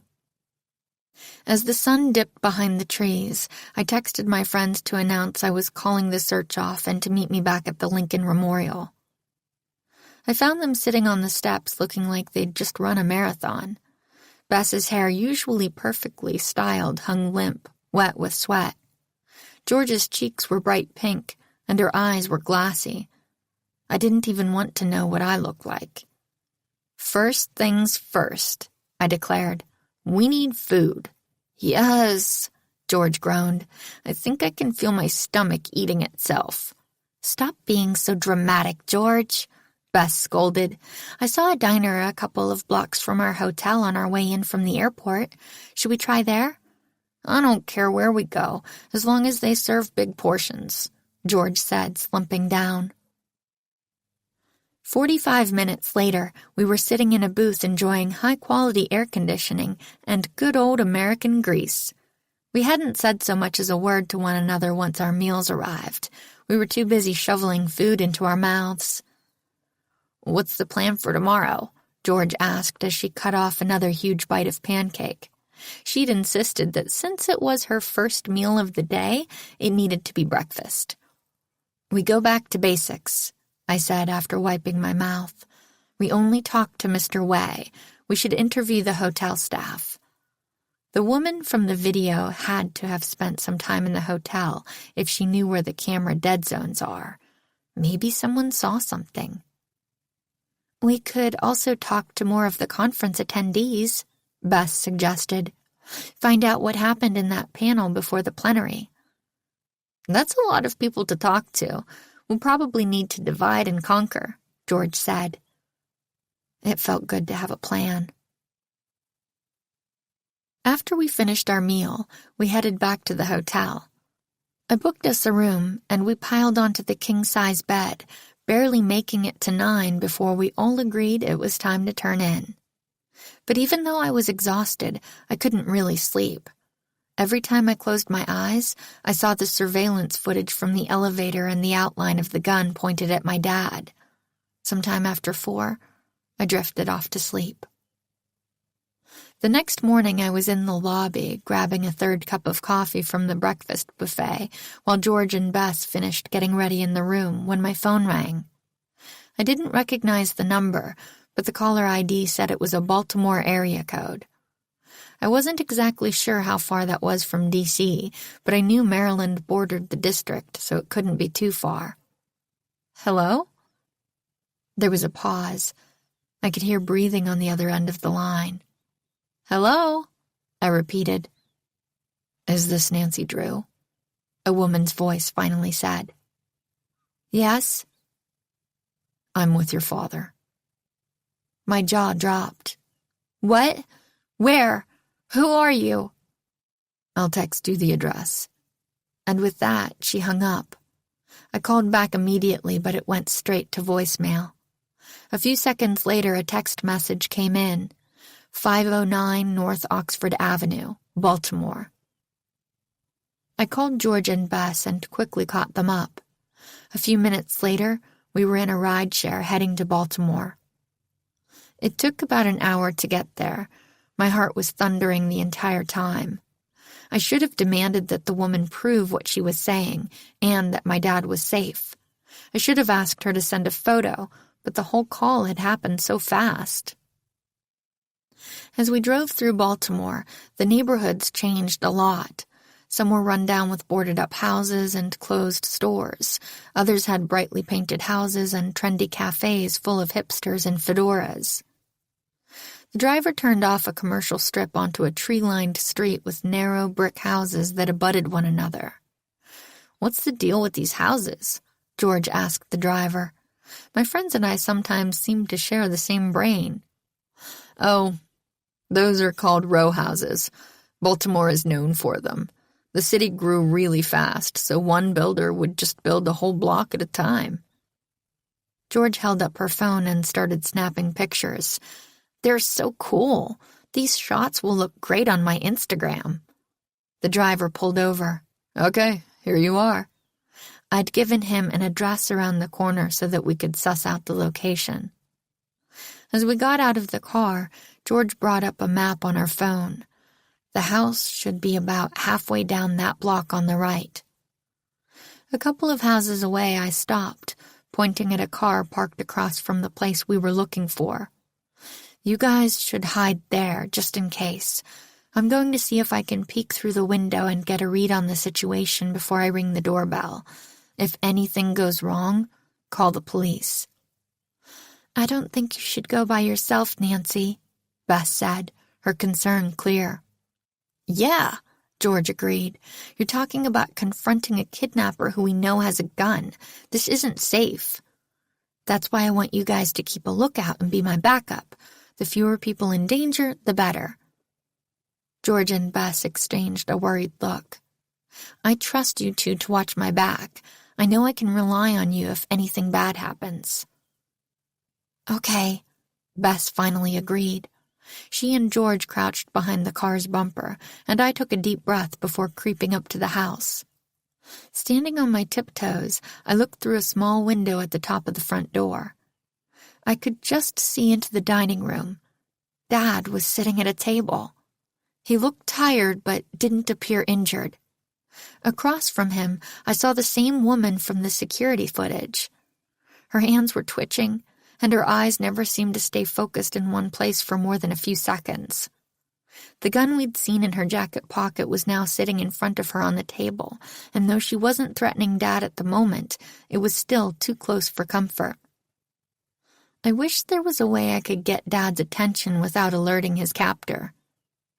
The best way forward really did seem to be ringing the doorbell. I took a deep breath, walked up to the front door, and pushed the small button. A moment later, I heard footsteps, and then there was my dad standing in the doorway. He broke into a huge smile. Nancy, thank goodness. I'm so happy to see you. Dad, what's going on? Are you okay? He wrapped me in a big hug. As he held me against his chest, I could feel his muscles tensing. He wasn't nearly as relaxed as he was acting. Dad, just tell me what's going on, I whispered. I'm fine, don't worry, Dad said at a normal volume. He released me and his gaze focused on a point across the street. George, Bess, I know you're out there. Come out, wherever you are. My friends cautiously stood up from behind the car but didn't come any closer. I studied Dad's face, looking for a hint, a signal, anything, but his face was still frozen in that same wide smile. With a sigh, I waved to George and Bess. Come on inside, Dad said, overly cheerful as he put his hands on my shoulders. I have a case for you. Chapter 6. An Explanation. A case? Finding my dad was my case. I saw the gun, I whispered. I'm calling the police. But when I pulled out my phone, Dad snatched it from my hand. I know I scared you, but everything is going to be fine now. I couldn't help but notice his use of the word now. Dad was always careful with the language he used. Clearly, things had not been fine earlier. George and Bess followed us into a foyer, and then Dad led us to the dining room, where the woman was still sitting, staring off into space, the gun still lying before her ominously. She didn't appear to have moved so much as a centimeter. Nancy, this is Kim. Kim? This is my daughter Nancy. Remember I told you about her? And these are her friends, George and Bess. Bess's eyes were wide, fixed on the gun. George's gaze met mine, and her eyebrows wrinkled in confusion. What was going on? Why was Dad acting like we were meeting an old friend of his rather than the person who'd kidnapped him? Why hadn't he let me call the police? Dad nudged me gently. Remember your manners, Nancy. Hi, I said as brightly as I could muster. Kim finally turned to take us in, but her expression didn't change. She looked tired, like the very act of breathing was exhausting. Have a seat, my dad said, pulling out a chair for me. You too, George and Bess. He turned to Kim. I'm going to go to the kitchen and get the girls some water. Is that okay? Kim nodded, and my dad quietly slipped out of the room. I looked around, taking in my surroundings. The dining room was nice, or it had been once. The table was covered in a striped tablecloth that seemed like it hadn't been changed in months. There were cobwebs in the corners, and through the doorway leading to the kitchen I saw dishes piled in the sink. This was the house of someone who was barely holding it together.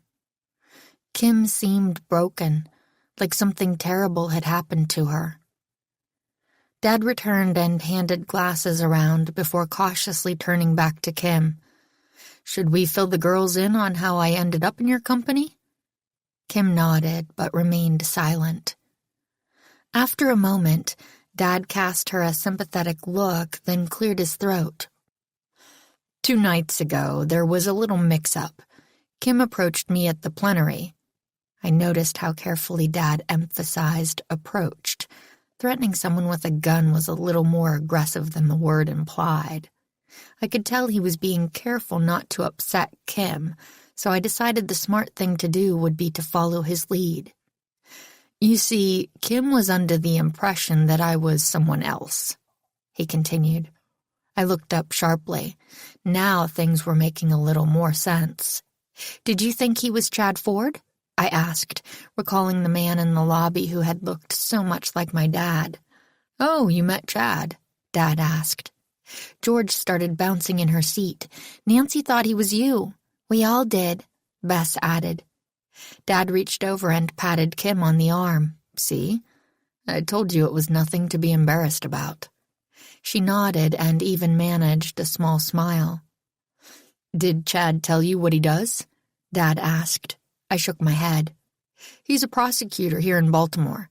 He actually prosecuted Kim's son, Walker. Wrongfully! Kim shouted. I was so surprised to hear her speak, and at such volume, that I jumped, scraping the chair on the floor. My son is innocent, she said a little more quietly. Why don't you tell the girls what happened? Dad calmly suggested. Kim took a deep breath and met my eyes for the first time, sizing me up as if to measure my trustworthiness. I tried to seem open and accepting to whatever she had to say, but the truth was, she made me nervous. Last year, I was deployed to Afghanistan. I'm a Marine. That explained her perfect posture. My son Walker is 19. His dad passed away 3 years ago, so Walker was here on his own. I thought it would be okay. He was staying in the house, working at a jewelry store in a nearby town while he was taking classes at the local community college. Everything was going great. He liked his job and the people he worked with. He was doing well in his classes. It was hard to talk while I was over there, but when we did, he sounded happy. She paused and wiped tears from her eyes. Sorry. Anyway, one night someone stole over $1 million worth of diamond engagement rings from the store's safe. Before I even knew what was happening, Walker was arrested and charged with grand theft. Why him? I asked. He didn't have an alibi. The robbery happened around 10. Walker had come home and gone straight to sleep. She shifted and looked down, avoiding my eyes. I could tell she was holding something back. Kim, you have to tell them everything, Dad urged quietly. She sighed. Each employee had their own code to get past the store's security system. Whoever the thief was, They used Walker's code. George, Bess, and I exchanged glances. That explained why the police had suspected him. Bam! Kim had slammed the gun on the table and was glaring at us. I saw that look. You don't believe me. I caught Dad's eye, gave him a small nod, and turned back to Kim. I don't know enough about the situation to have an opinion on Walker's guilt or innocence, I said soothingly. She narrowed her eyes, and I saw her hand tighten around the grip. The security code is a compelling piece of evidence, though, I added quickly. When someone is this on edge, you can't lie to them. If you come across as patronizing or condescending, it'll just set them off. I'd like to hear more of your side of the story.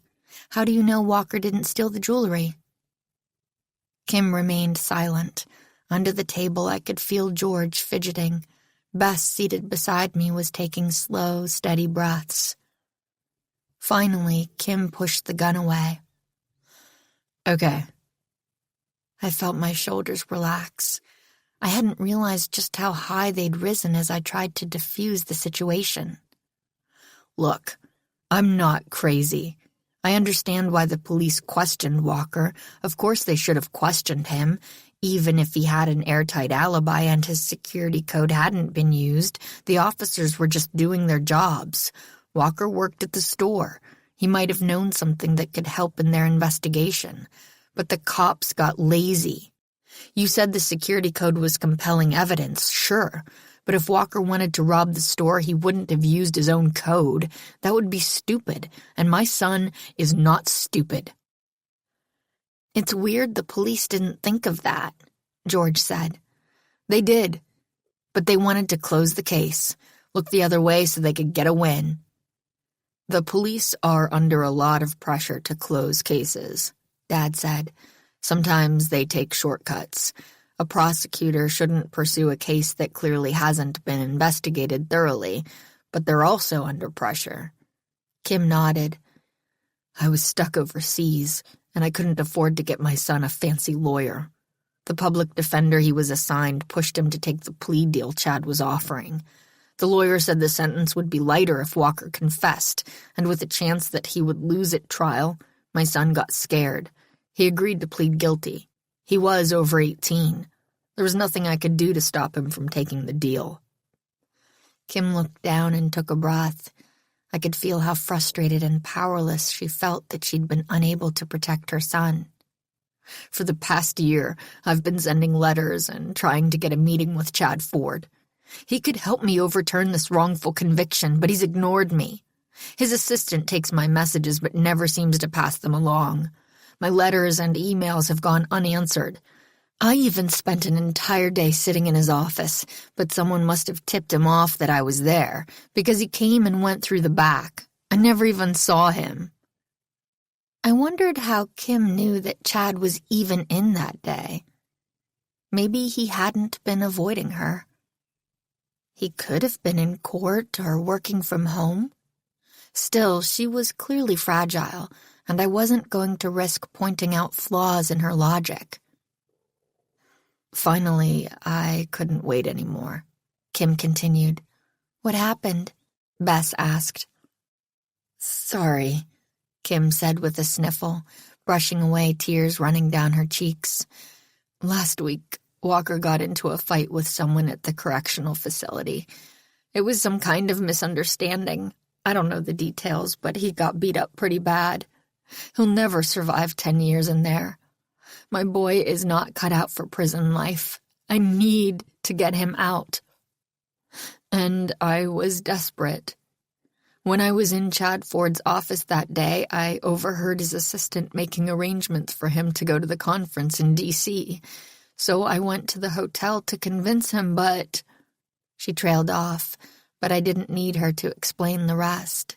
Clearly her meeting had not gone as planned, and she'd ended up with my dad instead.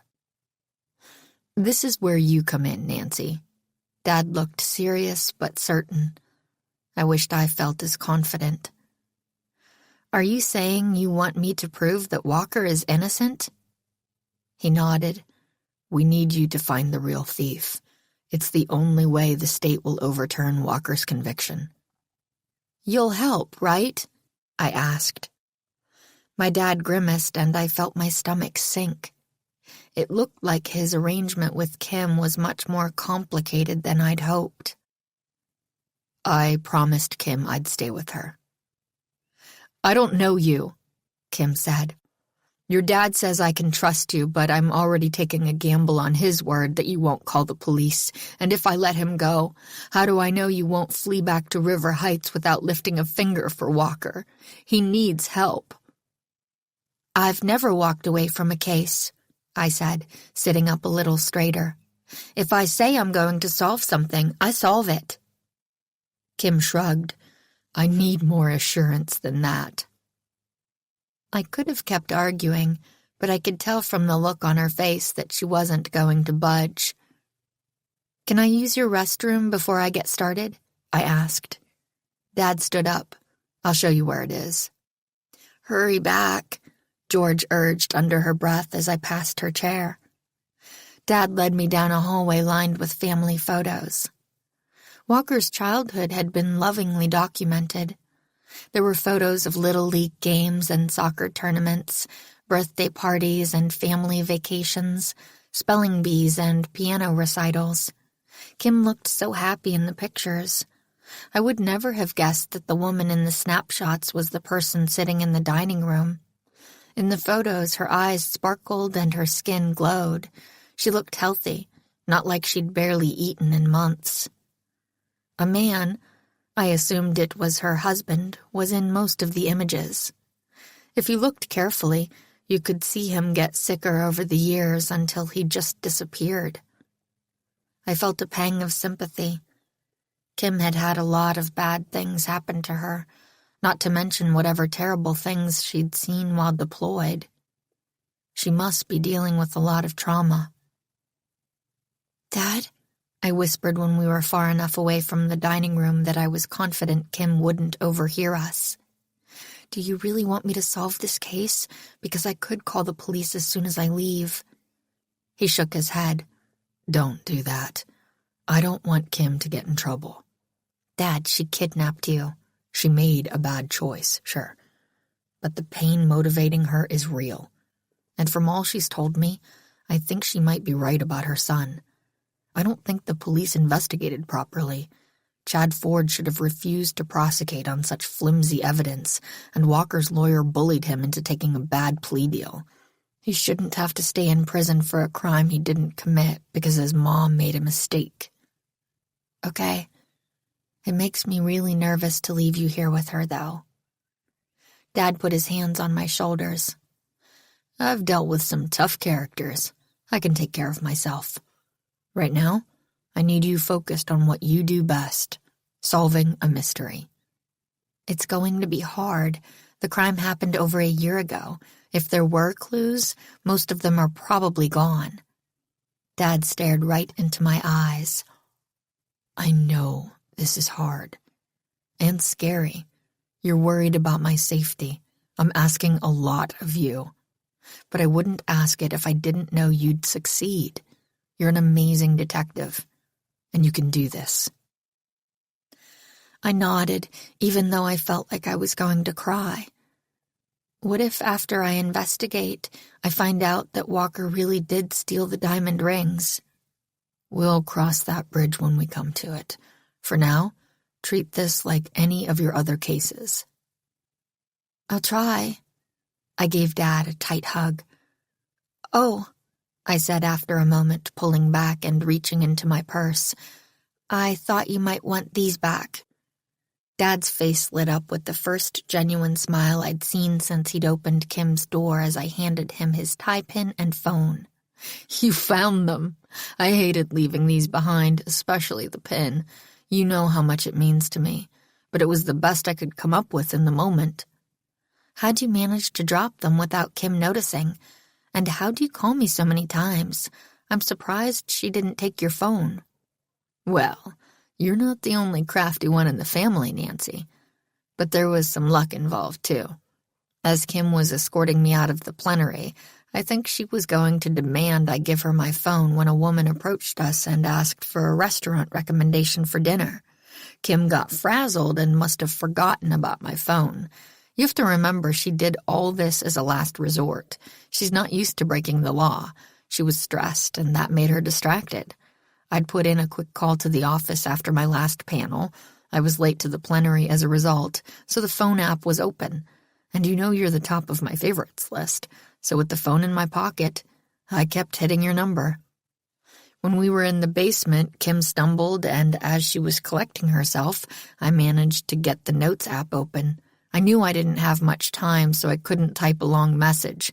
Kim had told me we'd be paying a visit to Lincoln, and I just hoped he'd figure out what 16 meant. Of course, you, my clever detecting daughter, did just that. Later, inspired by Kim's tumble, I faked tripping to drop the phone. Some well-timed coughs covered the tie pin and the cufflinks. Cufflinks? Sorry. I guess we missed them. Dad grabbed my hand and squeezed it. You did an amazing job finding what you did. I knew the odds were long, and they weren't great clues anyway. I was improvising. I wanted you to know where I'd been, even though I didn't know how many places she'd take me. Something occurred to me then. Why did she even take you to the National Mall? It seems a strange detour during a kidnapping. She was trying to appeal to my sense of American values of justice, or Chad's, since at that point she still didn't believe that I wasn't him. She thought it would help her argument that he was innocent and help convince me to overturn Walker's conviction. I guess I should get started. Dad gave my hand another squeeze, then headed back to the dining room, while I went into the bathroom and splashed water on my face. It wasn't even noon, and it had already been a long day. At least I knew Dad was safe, though I'd feel a lot better when he was far away from Kim. When I walked back into the dining room, everyone was sitting around the table in awkward silence. Okay, I said, looking at George, Bess, and then finally my dad. Let's go solve a diamond heist. Chapter 7. On the Inside. Kim told us the name of the store where Walker had worked and explained the process for requesting a visit with him at the correctional facility. When I gave my dad one last tight hug, I didn't want to let him go. It felt wrong to leave him with Kim.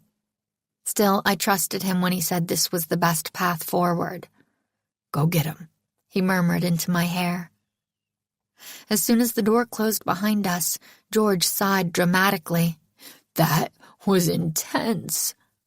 I held my finger to my lips, then pointed down the block. I didn't know how much Kim could hear through the door, and I didn't want to do anything that would get her more upset. George nodded. As soon as we rounded the corner, I collapsed under a tree. I didn't care if it looked weird. The adrenaline that had kept me focused inside the house was draining out of me, and I suddenly felt exhausted. As George and Bess flopped next to me, I noticed that George's collar was drenched with sweat. Bess's cheeks had gone a chalky white. They must have felt as terrified as I did. I'm sorry, George. I wasn't trying to be rude. I get it. I shouldn't have said anything. It just kind of blurted out. That whole thing was intense, I said. Kim is intense. She's been through a lot, said Bess. I love that she could always find the good in someone, even if they'd done something awful. The best thing we can do for Kim and my dad is to find those stolen diamonds as quickly as possible. While I'm meeting with Walker at the correctional facility, can you guys head to the jewelry store and do some preliminary poking around? We're on it, chirped Bess. Don't worry, Nancy. We'll crack this. I know we will, but with a case this cold, it could take weeks, and we don't have that kind of time. I want my dad out of that house as soon as possible. A car pulled up to the curb. That's your ride, George said. You already called a car? Time is of the essence, right? I'm not a crackerjack detective like you, but at least I can make sure you don't have to wait for a ride. She grinned. You two are the best. Thank you for everything. We'll see you soon, Bess said. Half an hour later, my car pulled up outside a large brick building that had barbed wire lining the tops of the walls.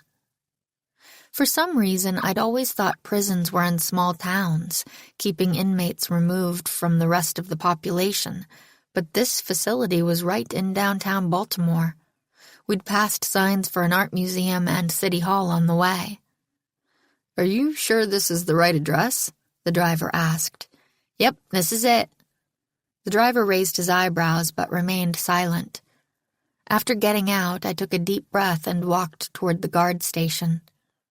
I've solved a lot of cases, and I know that people break the law for all sorts of reasons. Most of them are good folks who got themselves in bad situations and made a poor decision. Even though I knew there was no reason to be worried, I still felt jittery. As I approached the desk, the guard looked me up and down. I could tell he was wondering what I was doing there, but he didn't ask any questions.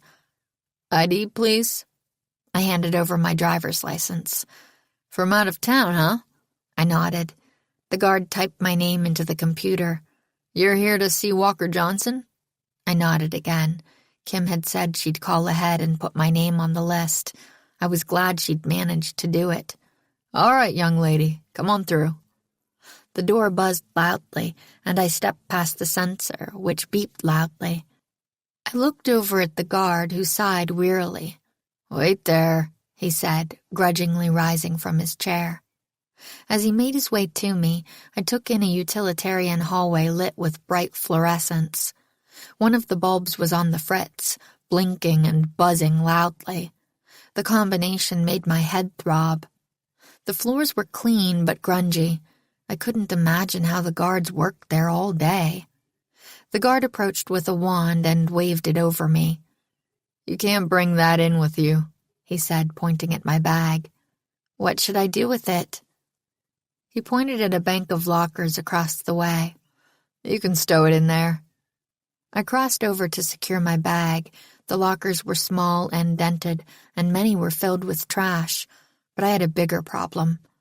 "Excuse me, none of these have locks." The guard shrugged. "They broke. Nothing much we can do." I looked inside my purse, which held my wallet with all my money for the trip and my phone. I was hesitant to leave it, but I didn't see any other choice. Visiting hours would be over soon, and I needed to talk to Walker.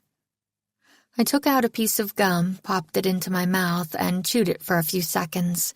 Then I smushed it into the lip of the frame before stashing my purse inside and closing the door firmly. I yanked the handle to check my handiwork. The gum gave a measure of resistance. Someone could still open the locker, of course, but I hoped the pink glob would be just enough of a deterrent. "Okay," I said. "I'm ready." The guard led me down the hall to a room with a row of tables lining the middle. It was just like I'd seen in movies. There were chairs on both sides with a thick glass barrier extending straight down the center. Visitors sat on one side, prisoners on the other. Telephones on either side made communication possible. I was a little surprised to see that the room was mostly empty. A woman was talking to a male prisoner, and though I couldn't make out what she was saying, tears were streaming down her face. The guard led me to a seat about halfway down the row. "Wait here. The prisoner will be along soon." I didn't like how the guard referred to Walker as the prisoner, as if he were an object and not a person. I didn't have my phone and there were no clocks in the room, so I had no idea how much time had actually passed, but it felt as though I'd been waiting forever. Finally, a guard led Walker into the room. He looked like a poor copy of the boy I'd seen in the photos at his house, like an artist had traced one of the pictures and gotten the outline right, but had missed Walker's essence. He was paler, skinnier. If I was being honest, he looked sick. It didn't help that his right eye was swollen shut, and a nasty gash cut across his left cheek. He was walking with a limp, and his right arm was draped awkwardly across his abdomen. Every step looked like it hurt. Taking in the battered man before me, I understood why Kim had felt the need to take such extreme measures.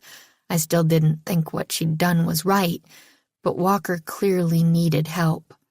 1 year in this place looked like it had aged him 10. Walker picked up the phone on his side, and I picked up the handset on mine. "Who are you?" he said. "My name is Nancy Drew.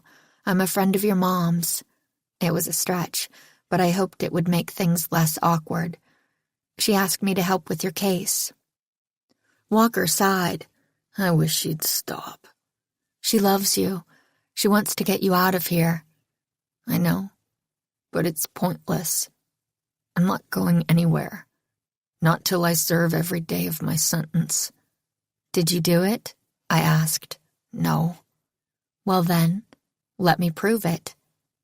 "No offense, but you look pretty young to be a detective. I mean, you look even younger than me. Why should I believe you can help me when my lawyer, who's like 30 and has represented hundreds of people, could barely do anything?" "I understand that you've been let down a lot, but my age can be an advantage. People underestimate me, so they drop their guard. Besides, what do you have to lose? I just need 15 minutes of your time, and it doesn't appear that you have anything better to do right now." Walker shrugged. I wasn't sure I'd convinced him, but at least he wasn't leaving. "All right. What do you want to know?" "Walk me through what happened the day of the burglary. I know it was a long time ago, but try to be as detailed as possible. There might be something someone overlooked that will help me." "I was really tired.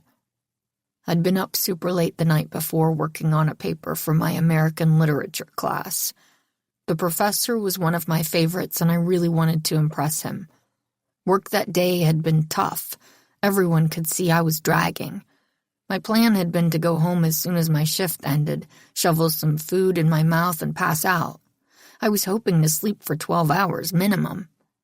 "And you told the people you worked with about your plans?" "Yeah," Walker said. "It was a Friday, so we were talking about our weekends." I nodded. "So anyone you worked with would have known you wouldn't have an alibi that night?" "Yeah." "Okay. Tell me about your coworkers."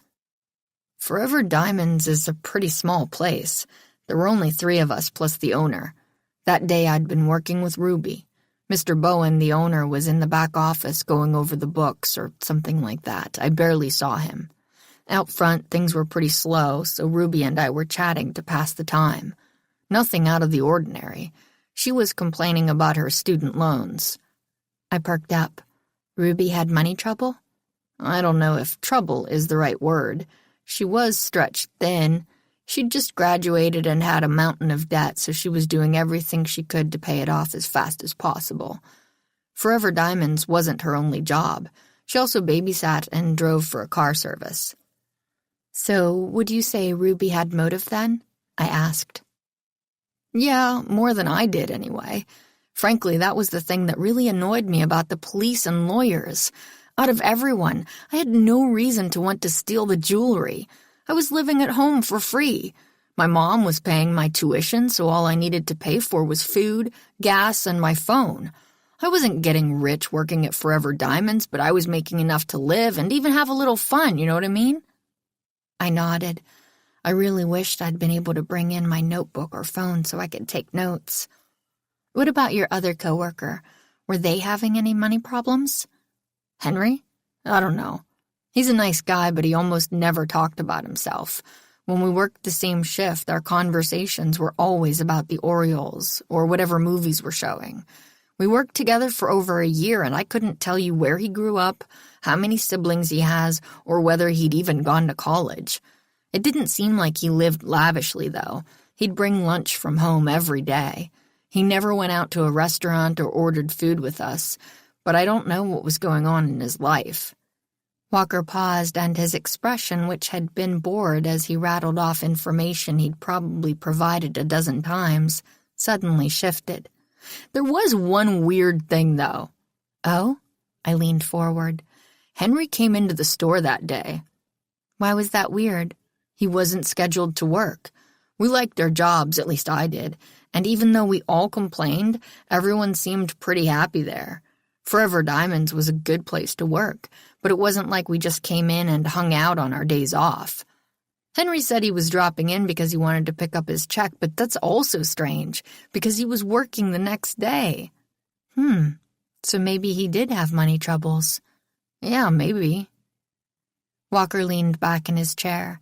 His eyes were brighter and more focused than when I had arrived, and he was gesturing with his hands more freely, like some energy was coming back to him. What about the owner? How was the store doing? Walker shook his head.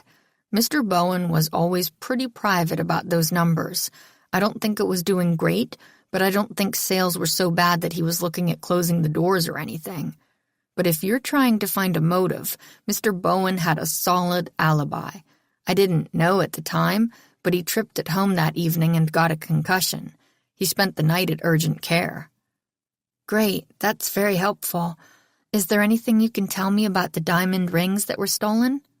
Well, they were actually from a new ring designer. Mr. Bowen had never bought from them before. They were supposed to appeal more to the younger crowd. The pieces were kind of funky, in a good way, made for people who wanted to express their personality through their engagement rings. Lots of floral settings with inset diamonds and some cool geometric shapes, but also some even weirder ones, like one was shaped like a cat's paw, and there was even an octopus. Mr. Bowen only bought the one case. He wanted to see how well they sold. We were making a special display for them, and it wasn't ready yet, so they hadn't even gone out on the floor. They'd been in their bright yellow case in the safe for a week. Oh, that was the other thing. This jeweler used bright yellow cases instead of the usual black or blue ones. Everything that company did was advertising that they were different. Wait, wouldn't it be hard for the thief to resell the diamonds if they were that distinctive? I asked. Walker shrugged. Not really. The diamonds themselves weren't unique. It was the shapes of the settings that set these rings apart. The thief could just pop the diamonds out and they'd be good to go. I nodded. What about the security system? The police built their investigation around the fact that the alarm was turned off using your code. Walker brought his fist down onto his thigh with a loud smack. My eyes widened and I reached my hand out instinctively, even though I couldn't touch him through the glass. Across the room, the guard eyed Walker, and I worried that if he got any more agitated, our meeting would be cut off, and Walker would be whisked back to his cell. I'm almost done, I murmured. Just stay calm. Sorry. That whole thing just makes me so angry. The police acted like my code was this smoking gun leading them straight to me, but it was nothing. I don't understand. Everyone knew my code. Mr. Bowen had master access to the alarm and could get anyone's code. Once when Henry was opening, he forgot his code and got locked out of the system trying to remember it, so he texted me for mine. And one day Ruby was bored, so she tried to guess all our codes based on what she knew about us. She figured mine out in under 5 minutes. It's my dad's birthday, so it wasn't super hard to work out. Walker slumped back in his seat, hanging his head. The energy I'd seen moments before was gone again. It just feels so unfair. No one even bothered trying to find out what really happened. I leaned toward the glass. It is unfair. The police should have investigated more thoroughly. Still, I hope I can do a better job than they did. I asked Walker a few more questions, but soon enough, a guard appeared behind Walker's chair. Time's up, he grunted. Walker stood. Thanks, Nancy, he said before hanging up the phone. I appreciate you trying, even if I don't think you'll get anywhere. As I watched him walk away, I realized what I'd said was true. The police and Chad Ford hadn't given Walker a fair shake. He deserved better. Proving his innocence wasn't just about saving my dad anymore. Walker needed someone on his side. As I collected my purse, I vowed that I'd do everything I could to discover the truth. Chapter 8. A Ruby Among the Diamonds. I met up with George and Bess at a coffee shop halfway between the prison and Forever Diamonds. I was ecstatic when I saw an iced coffee with the exact amount of milk I liked, already sitting on the bright pink table. "Thank you so much," I said. "We figured you'd need it," Bess said, smiling knowingly. "I really do." After slipping into an empty chair, I quickly filled them in on everything I'd learned. "I hate to agree with the woman who kidnapped your father, but Kim's right. It really feels like the police jumped to a sloppy conclusion in this case," said Bess. "It won't be the first time Nancy solves a case the police can't," George chimed in before taking a sip of her own drink. "Let's not get ahead of ourselves," I said. "I haven't solved this thing yet. What did you two learn at Forever Diamonds? Did you talk to Mr. Bowen? What's he like?" Bess pulled out her notebook. "We didn't get to talk to Mr. Bowen. It turns out he sold the store last year, not long after the robbery. But we were able to grab a few minutes with Mr. Erickson, the new owner." "Yeah," George added. "Apparently it really freaked Mr. Bowen out that one of his employees stole from him. He thought he'd been a good judge of character and prided himself on it, so when he got Walker so wrong, he took it as a sign that it was time to retire." "What about the employees there? Did Mr. Erickson keep on Ruby or Henry?"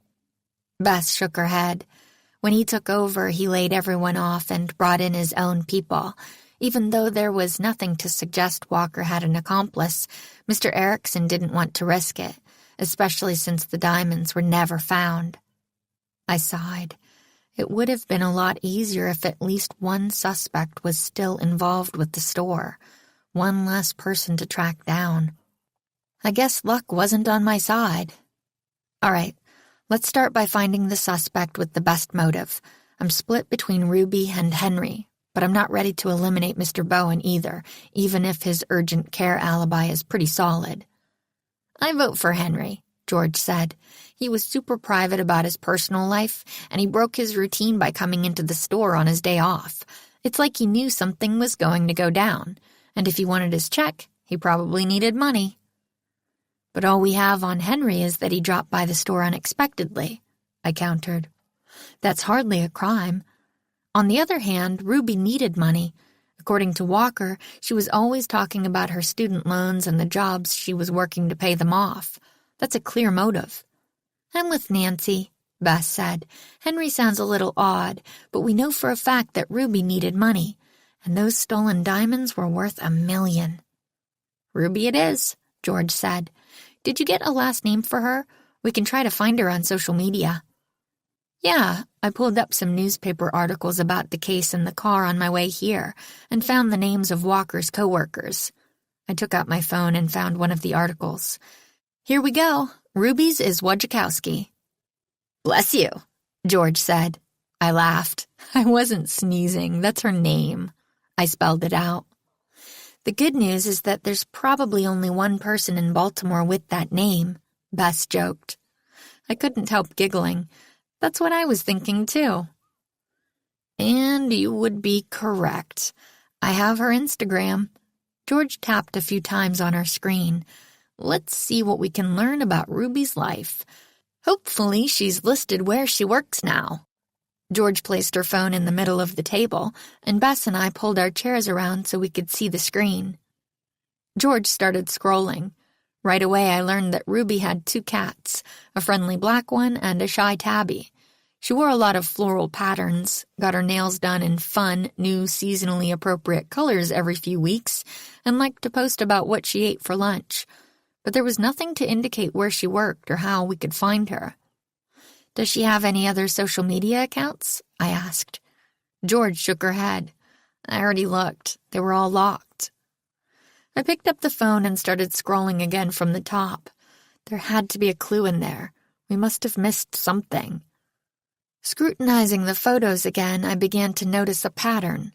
While Ruby posted a lot of lunch photos, they were generally of the same 3 meals: a chicken Cobb salad, a falafel wrap, and carne asada tacos.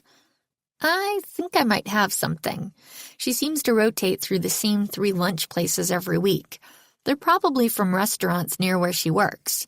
If we can figure out where the restaurants that serve Cobb salad, falafel, and tacos are in a small radius, we could at least narrow down the neighborhood. Let me see, Bess said. I handed her the phone and she studied the photos closely, her eyes narrowing in concentration. Nancy, take a look at this. She zoomed in on each of the 3 photos, pushing past the food and focusing on the tables. It took me a second to realize what she was showing me, but when it clicked, I couldn't unsee it. The table is the same. In each image, no matter what the food was, the table was purple with a wooden edge. Bess nodded, excited. I think she's eating at a food court. There would be a variety of food options, but only one kind of table. Like at a mall, I said, grinning. George, how many malls are there in Baltimore? But I didn't even need to ask. George had taken back her phone and was already looking up the answer. 3, the Galleria, the shops, and the plaza. Let's each take a mall, look at the online directories, and see if the food court has the 3 types of restaurants we need. Okay, Nancy, you go to the Galleria, Bess the shops, and I'll take the plaza, suggested George. We worked in silence for a few minutes. No Mexican place at the plaza, George said. No falafel at the shops, Bess added. The food court at the Galleria was large. I had found a place to get salads and a Mexican place. The falafel was the wild card.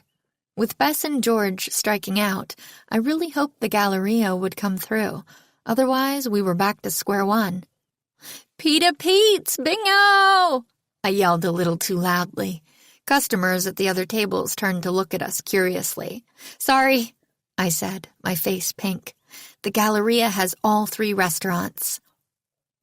George called us a car from her app, and 20 minutes later, we were standing at the entryway to the Galleria. Air conditioning blasted, while music poured fuzzily from the speakers.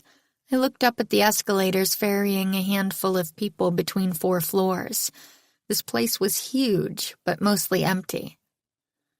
When's the last time you were in a mall? I asked. George wrinkled her brow, thinking. At least 2 years ago. I order everything online. I still go once in a while, Bess said. There are some clothes I like trying on before I buy them. But you're right, it's pretty rare. Yeah, I agreed. I think the only time I've been recently was last year when a birthday present I ordered for Ned got lost in the mail, and I needed a replacement fast. I wonder if malls will even exist in a few years, George said. I think a lot of them are going bankrupt. I shook my head, refocusing. We're not here to predict the future of shopping. We need to find Ruby. Well, where should we start? George asked. It's way past lunch, so I don't think it will work to stake out the food court. Bess pointed across the way to a store called Jay's Jewelry. Maybe we should start with jewelry stores. She had past experience, so maybe she got a job at one of them. It wasn't a great plan, but I was running out of ideas. It's a start, I said, shrugging. We'll find her, Nancy. Don't worry, Bess said with a smile. I appreciated her positivity. We headed to Jay's Jewelry. As we got closer, I saw that there was only one woman behind the counter, and it wasn't Ruby. Maybe she's on break or isn't working today, said Bess, hopefully. Let's find out. We walked up to the salesperson, and I flashed her a big smile. As she stood a little straighter now that she had prospective customers, I noticed that her name tag said Amanda. Hi, I said brightly. Is Ruby here? Amanda's smile fell. You're at the wrong store. Ruby doesn't work here. I am so sorry. I was here at the mall last weekend. Ruby was helping me pick out some earrings for my mom. It's her 50th birthday, and I want to get her something special. I could have sworn this was the store. As I said, Ruby doesn't work here, Amanda said flatly, but I would be happy to help you pick something out. It's just that Ruby had already found 2 pairs of earrings I loved. I wanted to think about which to choose, and my friends came with me today to help me decide. George and Bess gave a little wave behind me. One of them has to go to work soon, so I don't have time to start the whole process all over again. My boss is really strict about us being on time, Bess chimed in with an apologetic smile. I know it's awkward, but do you think you could let me know where I can find her? Clearly, I'm all turned around. Amanda stared at me blankly, but then her expression suddenly shifted. This would be like a favor, right? I nodded. Yeah. Okay, I'll tell you, but only if you do one for me in return. What did you have in mind?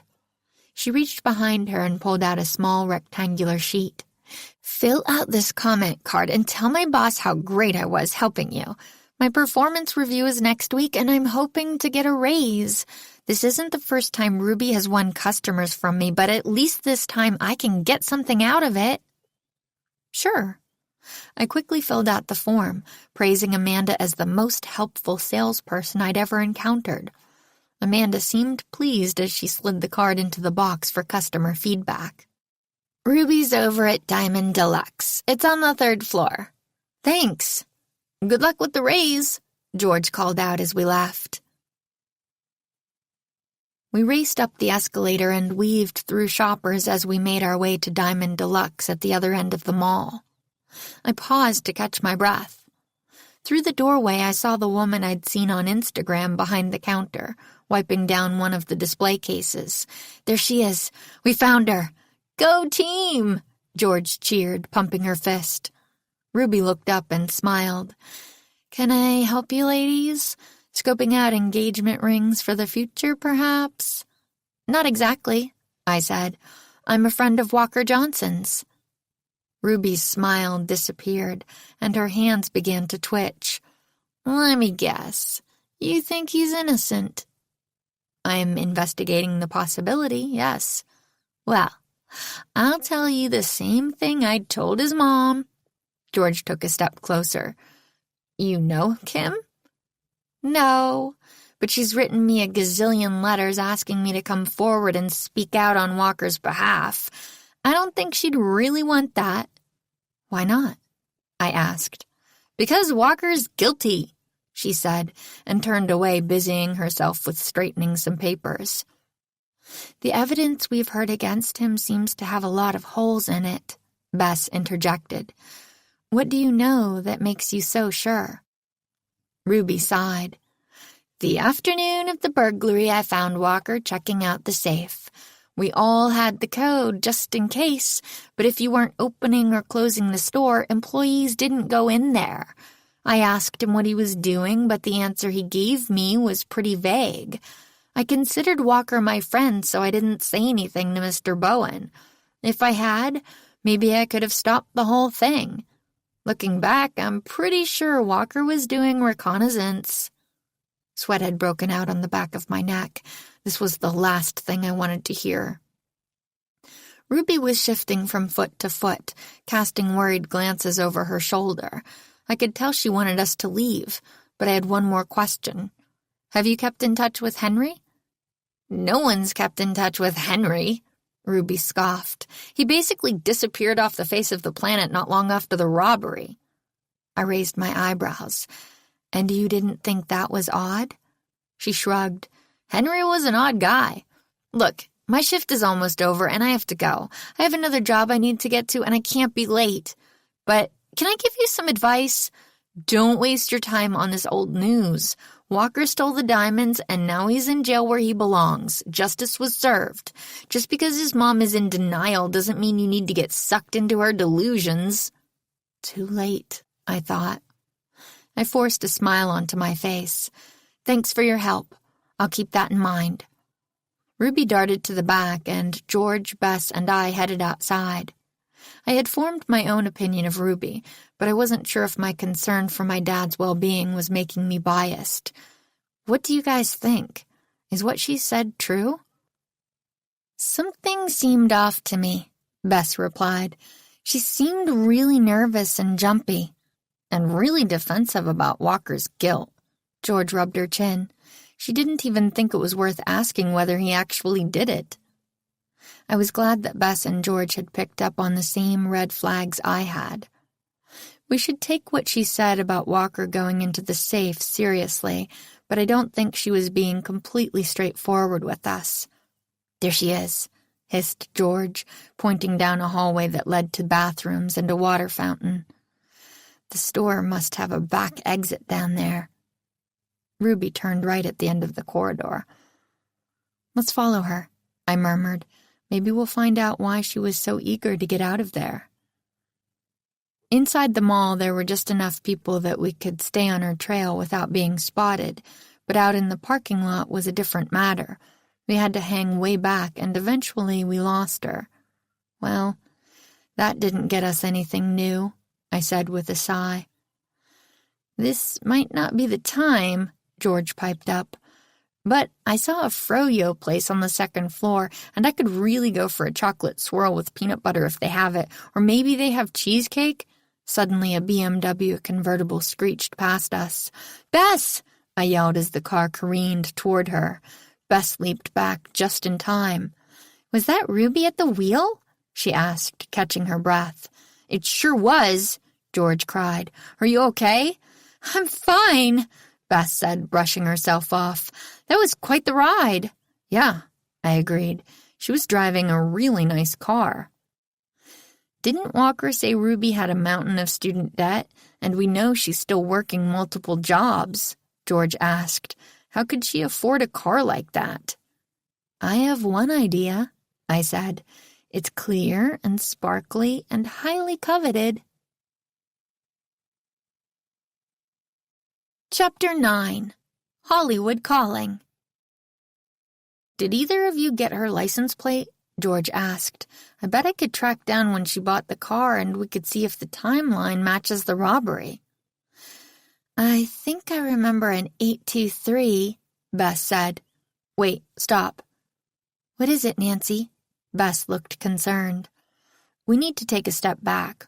The only reason we think Ruby is in debt is because Walker told us she was. For all we know, he's not telling the truth." I sat down on the curb and took a deep breath.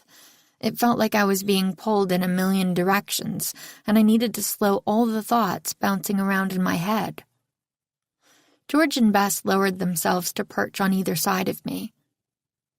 "I've been approaching this case all wrong," I said, shaking my head. "I wanted to prove Walker was innocent because I was sure that was the best way to help my dad." "It is," insisted George. "Maybe, but that's not how you solve a case. If I'm following an agenda, I'm no better than the police. They wanted Walker to be guilty because it was easier for them. I'm doing the same thing." Bess put her hand on my shoulder. "I think you're being a little hard on yourself. This isn't a normal case." "I know. Even so, we should be following the clues to see where they lead. I need to be more objective." "What do you want to do?" George asked. I was silent for a moment, considering my options. I needed to hear what had happened from someone who wasn't as invested in the outcome. I went to talk to Mr. Bowen. He's the victim of the crime. Ordinarily, that's who I would start with, and I went to hear his version of the events. Bess gave a sharp nod. "Let's talk to him, then." "I sure hope he's easier to find than Ruby was." "Oh, he will be," George said, giving Bess a wink. I looked back and forth between them, and it slowly dawned on me why they both looked so smug. "You got his number from Mr. Erickson when you were at Forever Diamonds, didn't you?" Bess grinned as George polished her nails against her shirt. "We got his address, too." "We figured you'd probably want to talk to him at some point," Bess added. "I couldn't do this without you two."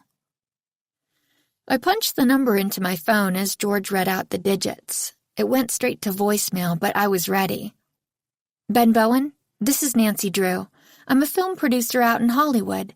I recently read an article about your store being robbed by your employee. I thought it might make a good movie. I don't want to speak out of turn, but I know Tom Hanks is looking for his next role, and when I saw your picture in the paper, I thought he might be perfect to portray you. I'd love to talk to you about it and see if we can work out a deal. Please call me back at this number when you get a chance." As soon as I hung up, we all broke out in giggles. It felt good. I hadn't laughed this hard since before I'd noticed the missed calls from my dad. "You're a genius, Nancy," George said, trying to catch her breath.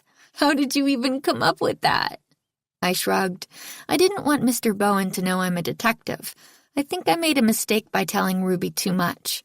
After all, there's only one person I could be working for, Walker. And if people really think he did it, they're not going to want to help him get out of jail.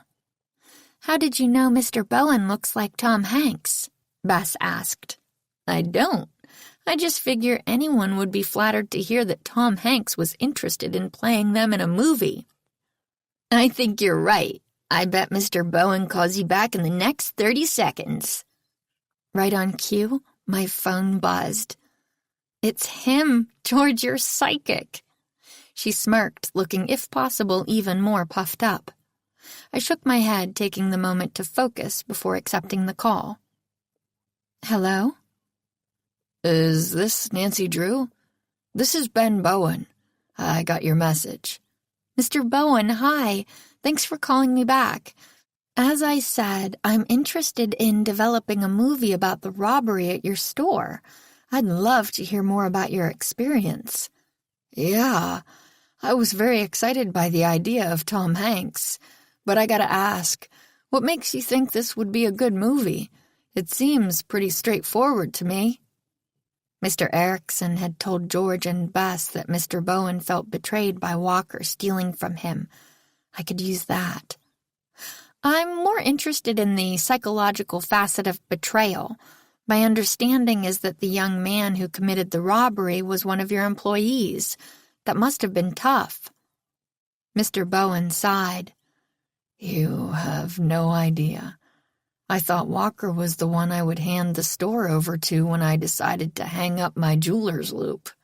Frankly, this whole incident was like getting stabbed in the back by my own son." My eyebrows shot up. Based on what Kim and Walker had said, I thought this job had been temporary, something Walker did to pay the bills while he was in college. "Oh, really? Why's that?" "I hadn't met someone with his kind of passion for diamonds. Well, since I developed my own interest in them. He knew about cuts, about the business. He had all these ideas about how to make diamond mining fair for the workers. I'm sure you've heard that diamond sales have taken a hit as more and more people learn about the terrible conditions workers are subjected to in the mines. Walker had a genuine fondness for the stones. He told me he had a list of the pieces he'd buy if he ever struck it rich. I guess he couldn't wait that long." Mr. Bowen was quiet. I was a little surprised by the intensity of his emotions after so much time had passed. If I didn't know better, I'd have thought the robbery happened last week. After a moment, I heard Mr. Bowen's breathing even out, so I pushed forward with my questioning. "If we turn this whole affair into a movie, we'll have to have some other suspects, red herrings, if you will. Could you tell me anything about your other employees? Would any of them have had a motive we could explore? For instance, I heard Ruby had significant debt." Mr. Bowen burst out in a guffaw. That certainly hadn't been the reaction I'd been expecting. "Mr. Bowen?" "Sorry, that's Rich. Forgive the pun. Ruby doesn't have a lick of debt." "She doesn't?" Mr. Bowen broke out in another peal of laughter, though he managed to get control of himself more quickly this time. "Ruby's the daughter of one of the biggest gem importers in the world. The clue's right there in her name, Ruby." I was confused. Then why would people think she was so hard up? "Well, I don't think she wants people to know who she is. She used that ridiculously long last name as an alias. I assumed she was trying to make herself more relatable to her coworkers, you know? Keep things from being awkward." If she's the daughter of one of the biggest gem importers in the world, then why was she working as a salesperson at Forever Diamonds? "She was learning the business. Her dad wasn't going to hire her as an executive straight out of college with no experience. He wanted her to work in a variety of positions at different stores that bought from him. I heard she's working as a manager at Diamond Deluxe now. A few more years and she'll be on the executive track, training to become a CEO just like her dad. So, just to be clear, Ruby could get her hands on any diamonds she wanted at any time. Yep. I don't think Ruby is going to work out as one of your red herrings. Our other employee, Henry, would make a much better suspect. Oh, really? Why? If anyone was in financial trouble, it was poor Henry. From what he told me, his parents died when he was a baby and he was raised by his grandmother. A couple of years ago, she got sick. The medical bills were bankrupting them. How terrible. That sounded like a strong motive and a terrible experience. Even though I'd never met Henry, I felt sorry for what he'd had to go through. Yeah, Henry was really private. I don't think he ever told Walker or Ruby about his situation at home. I only found out because he was always asking me for extra shifts. We weren't doing enough business for me to help him much, though. I think things were getting really bad there at the end. Why would you say that? I asked. Henry started picking up his paychecks as soon as I cut them. If he had a shift the next day but the check was ready, he'd go out of his way to stop by the store to grab it. Wow. When I didn't respond right away, Mr. Bowen added, He'd make a good suspect, right? For the movie? Definitely. You know, I'd love to hear more of his story. I always think mysteries are better when all the characters are well-rounded. Do you think you could give me his number? Unfortunately, I lost touch with him after the robbery. He changed his number, and when I sent him a couple of emails to check in, they kept bouncing back. Eventually, I stopped trying. You don't think that's at all suspicious? He was a kid who had gone through a lot. I expect he was looking for a fresh start. I wasn't so sure, but I didn't think I was going to get much more from Mr. Bowen. Well, Ben, thanks so much for your time. I'll have to run the details of our chat by my partners, but we'll be in touch soon. After we hung up, I turned back to Bess and George and quickly filled them in. How are you feeling, Nancy? Bess asked. I bit my lower lip. I'm not ready to write off Ruby. She was willing to lie to her friends and spin all sorts of stories about side jobs and debt when she didn't need to. It sounds to me as if she liked the thrill. And we definitely need to track down Henry. He has a motive, a good one. I'm not as convinced his disappearing act was as innocent as Mr. Bowen's making it out to be. But before we could figure out how to track down Henry, my phone rang again. It was my dad. Hey, Nancy. Just checking in. We're fine. Are you okay? How's the case going? He asked. I couldn't help but notice that he hadn't answered my question, and I thought I heard a slight quaver in his voice. Well, I have a suspect, one of Walker's co-workers. We're trying to track him down now.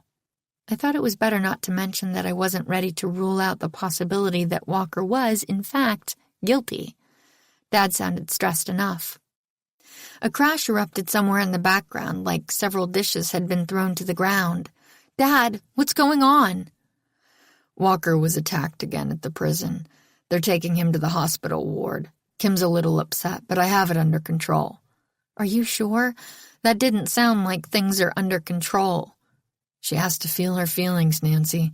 She's scared, sure, but none of her frustration's directed at me. I'm safe, I promise. I just need you to keep working the case. Find that coworker. There was another loud crash, and then I heard Kim screaming. I'm working as fast as I can, I said, trying to block fear from creeping into my voice. I know you are, sweetheart. I'm sure you're doing an incredible job. And don't worry about me. I really do have a handle on this.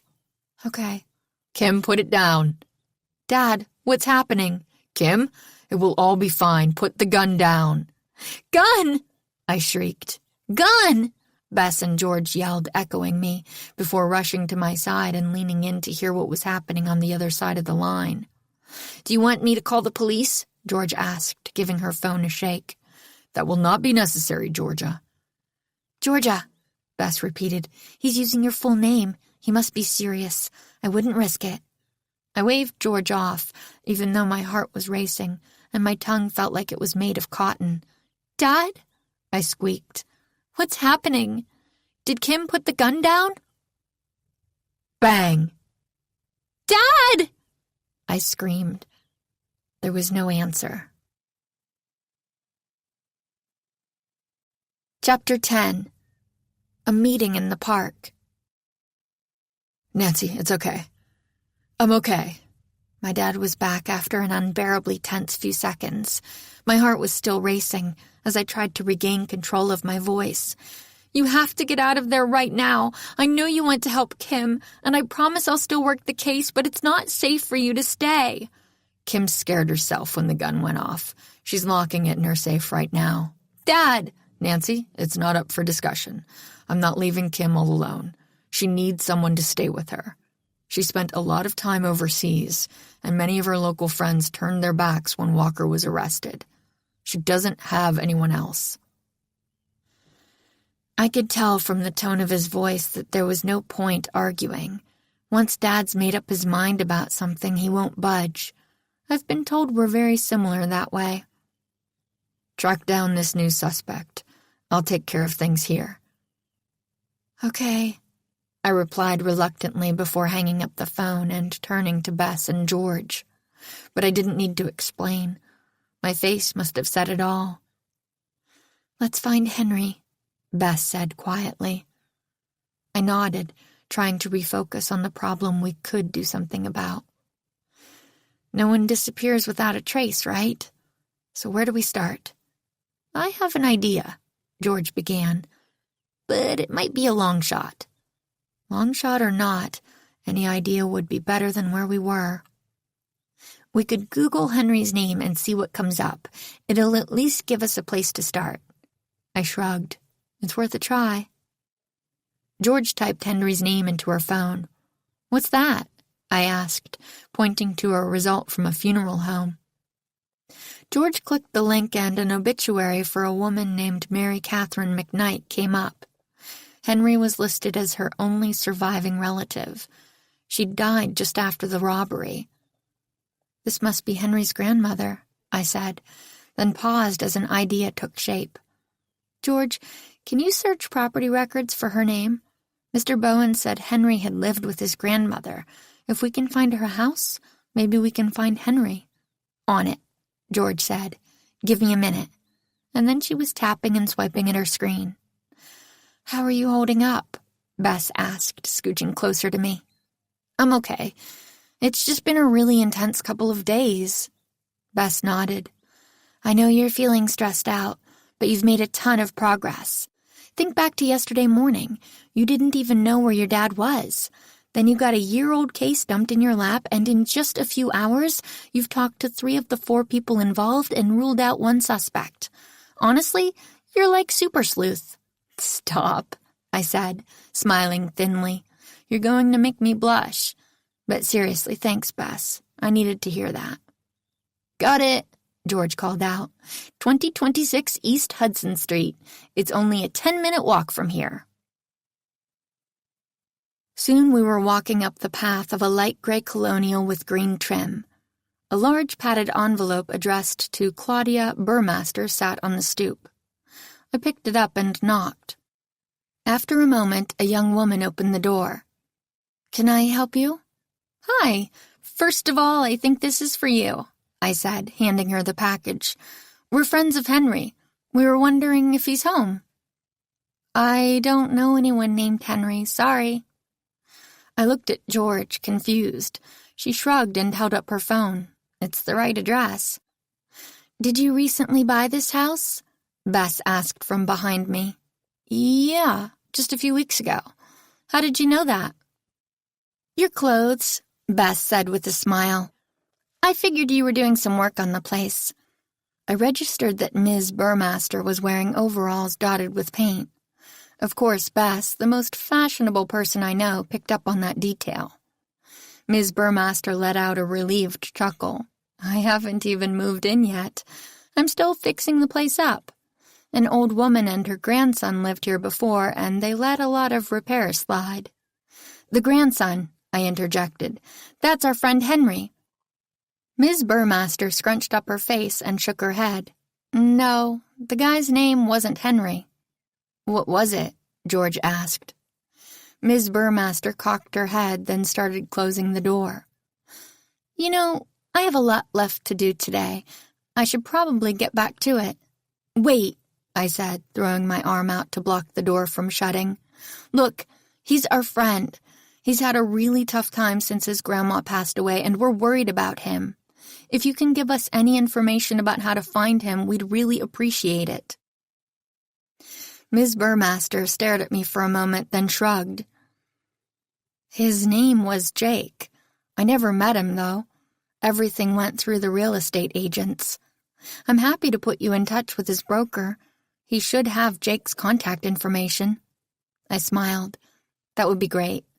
Sure thing. I have his card inside. Hang on 1 second. A minute later, the woman handed me a glossy business card for Casey Kaiser, with a photo of him flashing a bright smile. I never talked to him directly, but my real estate agent said he was a nice guy. They'd done a lot of business together. Thank you so much, I said. Good luck with your repairs. She nodded and closed the door.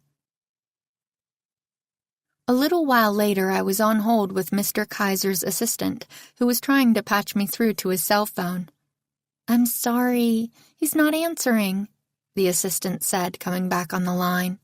I'm looking at his schedule. He just wrapped up an open house and should be on his way back to the office to drop off some paperwork. I can leave him a message. I'm sure he'll get back to you tomorrow. I was really hoping to hear from him sooner, I said, playing up my disappointment. It's almost 5. We're getting ready to close up. Mr. Kaiser will get back to you as soon as he can. Guess we're going to a real estate office, grumbled George once I caught her and Bess up. You know, this isn't really the trip to Washington, D.C. I imagined. I thought we'd be unearthing clues in the National Air and Space Museum, which I really want to visit, by the way.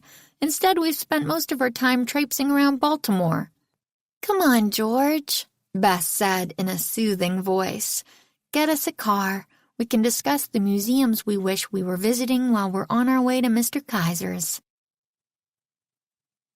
Traffic was brutal, and we were pulling up to the address on Mr. Kaiser's card when I spotted a man exiting the building we were looking for and crossing the parking lot.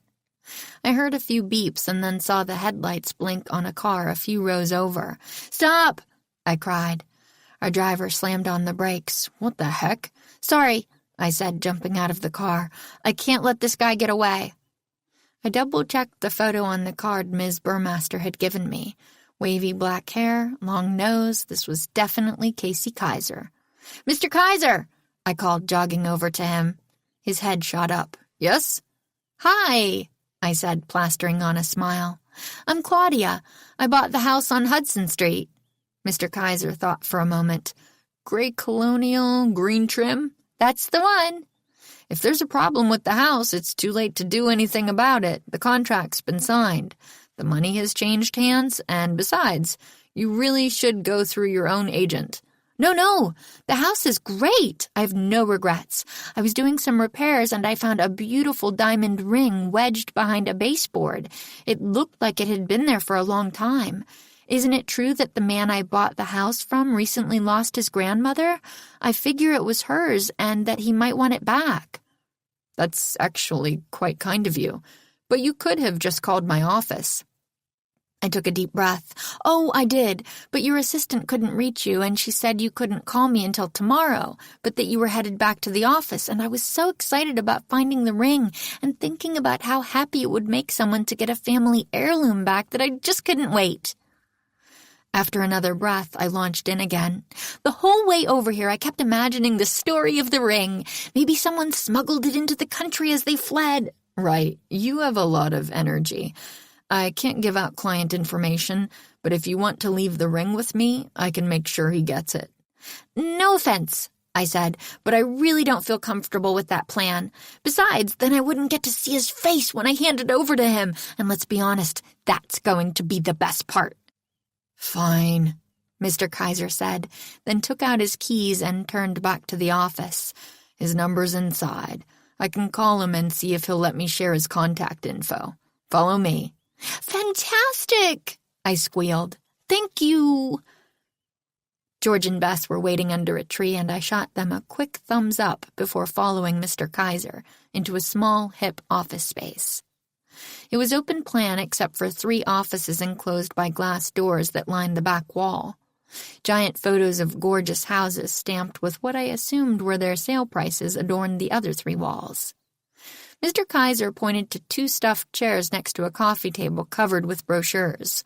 Have a seat. I'll call Jake. As Mr. Kaiser went into one of the offices in the back, I sank into the plush seat. The chair was very comfortable. I must have nodded off because the next thing I knew, Mr. Kaiser was shaking me awake. Claudia! Sorry, these chairs are really soft. They are, Mr. Kaiser conceded. You're not the first person to fall asleep in them, actually. That makes me moderately less embarrassed. I hoped I hadn't drooled. Anyway, I talked to Jake. He doesn't want me to give you his phone number, but he said he'll meet you at Singer Park in an hour. It's just a few blocks from here. I told him what you look like. Thank you. I really appreciate it. Sure thing. Just remember this above and beyond service when you want to sell that house and upgrade to something bigger. For sure. Thanks again, I said, rushing out of the office. We had decided to walk to Singer Park. It was still muggy, but it felt nice to be out strolling in the early evening. Even taking our time, we ended up with over 40 minutes to kill while we waited for Jake. George found a food cart and bought us all hot dogs, and I was glad because I was starving.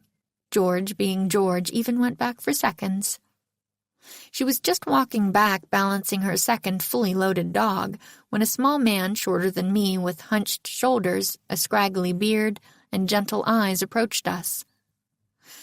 "Are you Claudia?" he asked softly. "I am. You're Jake?" He nodded, and I introduced George and Bess. Jake took one look at George's hot dog, and I could practically see his mouth watering. Bess seemed to notice, too. A moment later, she asked if she could buy him something. Jake looked taken aback, but quickly agreed, and Bess hurried off to get him the food. "Casey said you found jewelry or something at the house, and you think it belongs to me? I thought I was really thorough when I cleaned the place out. Sorry for any bother this has caused you." Before I could answer, Bess came back with the hot dog. "Here you go, Henry." Henry's eyebrows shot up, and he looked ready to bolt. "Bess," George scolded. Bess looked at me, her eyes wide. "I'm so sorry, Nancy. It just slipped out." "Nancy?" Henry squeaked. "I thought your name was Claudia. This is a trap. You don't have a ring for me. Look, I don't have any money. I'm not avoiding your calls because I'm ripping you off. I literally have nothing to give you." Whoa. You're partially right.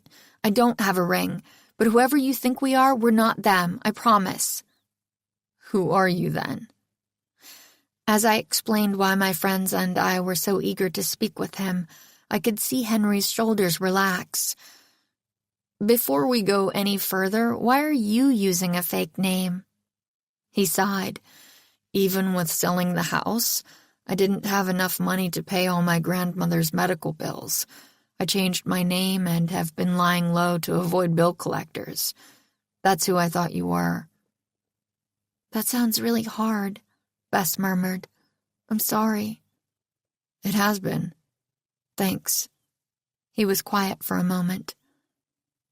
"I didn't know that people thought Walker was innocent." "Well, I don't know if it's people so much as his mom," I explained, "but she's very determined, and Walker's case deserves a thorough investigation, so that's what I'm trying to do." "You know, I did think one thing was funny about the case," said Henry. "What's that?" I asked. "Everyone just assumed the burglary happened at night, when the security system was accessed using Walker's code. You don't think it was? Henry shrugged. Maybe. We could access the alarm system remotely from an app on our phones. It worked within a 5-mile radius of the store, but that was a bug in the system. It was only supposed to work from a few feet away. I figured it out one night when I was bored. If I figured it out, other people could have done it too. I gaped at him. Glancing over, I saw that Bess's eyes were wide, and George was biting her lip. I knew she was resisting the urge to jump in with a barrage of questions. When I turned back to Henry, his expression was impassive. I don't think he realized that he'd just dropped a bombshell into our laps. I almost laughed. This piece of information could upend the entire case, and he'd shared it with barely a shrug. Just so I'm sure I understand, I started slowly. You're saying that someone could have stolen from the safe at any time during the day and then used Walker's code to access the alarm system that night to make it seem like that was when the robbery happened. Exactly. Why didn't you say anything to the police? George blurted out. I wasn't thinking clearly when they talked to me. I'd never even set foot in a police station before, let alone an interrogation room. I could barely even remember my name when I first sat down. And then once I remembered about the glitch later, Walker had already pled guilty, so there didn't seem to be any point in bringing it up.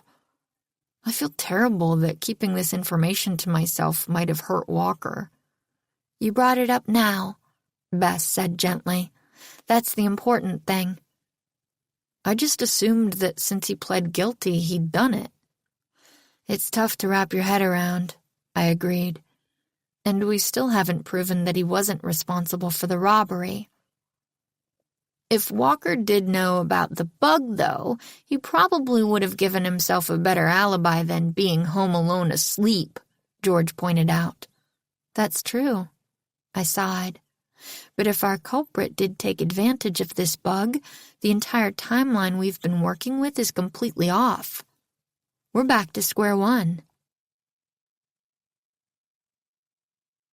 Chapter 11. A timeline emerges. I need to get going, Henry said. I'm working nights this week. Thanks for the hot dog, he added, turning to Bess. As he walked away, I sat down on a bench and took a deep breath. This is just a setback, I told myself. It doesn't mean your entire investigation has been a waste. But there was no time to wallow. I had to figure out a way forward. The good news is that Walker's lack of an alibi doesn't matter anymore, I guess, remarked George.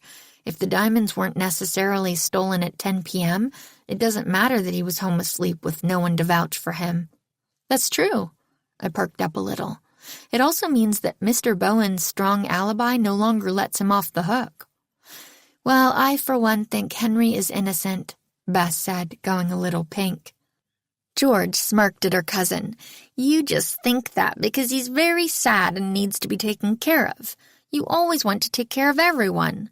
That's not true, Bess protested. It is true, Bess, and you know it, I said, patting her hand. It's something we love about you. But it doesn't mean you're wrong about Henry. He probably wouldn't have told us about the glitch in the security system if he was using it to cover his tracks. Let's cross him off our list and put Mr. Bowen back on. How do we feel about Ruby? George asked. I'm not sure. She doesn't have a strong motive to steal the diamonds, but she certainly has shown a knack for lying. I'm not ruling her out yet. Why would Mr. Bowen steal from his own store? George asked. I don't know, I admitted. That's definitely something we'll have to look into more. Honestly, right now, Walker seems to be the strongest suspect.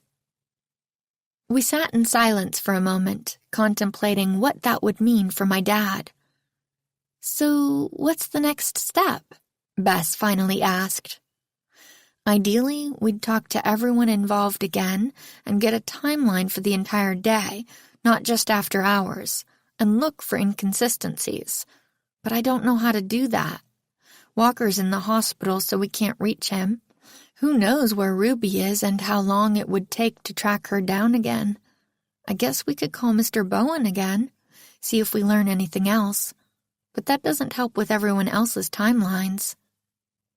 I drummed my fingers on the bench, trying to think what to do. Actually, I do have one idea, but it's definitely a gamble. I think at this point anything's a gamble, remarked George. Besides, you were the one who said any idea is better than none. That's true. Then I think we should see what evidence the police gathered. Just because they concluded Walker was guilty doesn't mean they didn't take statements from Mr. Bowen and the others. Maybe there's something that will point us in the right direction. Bess looked a little worried. That sounds like a good next step, but these officers don't know us. They're not going to help us the way River Heights PD does. I know, I said. That's why it's a gamble. We're going to have to steal the files. Bess and George stared at me for a moment, their eyes wide. Nancy, stealing? George started, but I cut her off before she could try to talk me out of my plan. I know it's wrong. I don't like the idea of stealing either, but my dad is trapped in a house with a woman beside herself with worry, and she has a gun. To get him out of there, we need this evidence, and if I could think of another way to get it, I would do that, but I can't. Can you? They were both quiet. Finally, Bess shook her head. Me neither, George added. After a moment, George's expression settled into steely resolve. We'll get those files because you're right. This is about saving your dad. Bess gave me a weak smile, then leaned in and squeezed my hand. I still felt uneasy. I didn't like crossing this line, but if I had to do it, I was glad my friends had my back. When we arrived at the police station, I waited to the side of the door, out of view, while Bess and George went inside. A moment later, the door swung open, almost squashing me. George and Bess were running out, a police officer on their heels. Come quick, George yelled, taking off down the street. He went this way. I'm really not supposed to leave the front desk, the officer called, panting. He's going to get away, Bess cried. You have to come right now. The officer hesitated for a second. Please, Bess pleaded, widening her eyes. All right, let me just radio for someone to cover the desk, the officer said, rushing past me. Without hesitating, I slipped inside. The lobby was empty apart for an old woman dozing in a chair. I crept past her, trying to make as little noise as possible. My hand was on the doorknob to the bullpen when the woman called out, What are you doing? Just visiting my boyfriend, I said with a bright smile. It's his first day on the job, and I wanted to say hi. The woman looked at me suspiciously, but I just kept smiling. I could feel sweat starting to bead on my forehead. I hoped I was far enough away that she couldn't see it. After a tense moment, she leaned her head back against the wall. Enjoy love while it lasts, she murmured before closing her eyes again. I passed through the doorway into the bullpen of a typical suburban police station, not all that different from the one back in River Heights. The phones rang steadily but not off the hook. There was a holding cell in the back, and a man was yelling about wanting to be let out. The officers in uniform and plain clothes ignored him as they milled about. I had been in enough police stations in my time to know that evidence was usually stored in a specific room. I saw a hallway in the back that looked promising. As I crossed the space trying to appear as though I belonged there, I noticed a young officer looking at me quizzically. Not good. I needed to avoid being noticed if this was going to work. Just as he was making a move to get up, a woman's voice called, Lopez, I need you in my office. Yes, Sergeant, the young officer responded, forgetting about me as he hustled in to see what she needed. I hadn't made it more than 20 feet when a burly man in a suit, sporting a thick mustache, stopped me. Can I help you with something, young lady? No, I'm fine, but thank you. I went to pass him, but he stepped to the side, again blocking my path. That was a rhetorical question. Let's try again. What exactly do you think you're doing? Oh, I said, as if it hadn't occurred to me that I shouldn't be here. I'm Lopez's girlfriend. I was just dropping dinner off for him and I needed to use the restroom before I headed home. What's your name, sir? The man didn't so much as break eye contact with me. I knew that if I glanced away, he'd know I was lying, so I steadied my breathing and kept looking him square in the eye, holding my smile firm. Finally, he caved. "Detective Ferreira," he replied gruffly. "It's nice to meet you." He held out his hand. "Lopez is a good egg, but he knows better than to let civilians back here." It's my fault. I wouldn't take no for an answer. It won't happen again. Detective Ferreira grunted and stepped aside, and I made it to the hallway without any further interruptions. I had to stop myself from shouting with glee when I saw a sign that said "Evidence" halfway down the hall. A stern woman with curly hair and half-rimmed glasses sat glowering just inside the door. Eileen Flynn, if the nameplate on her desk was anything to go by. Hi, I said.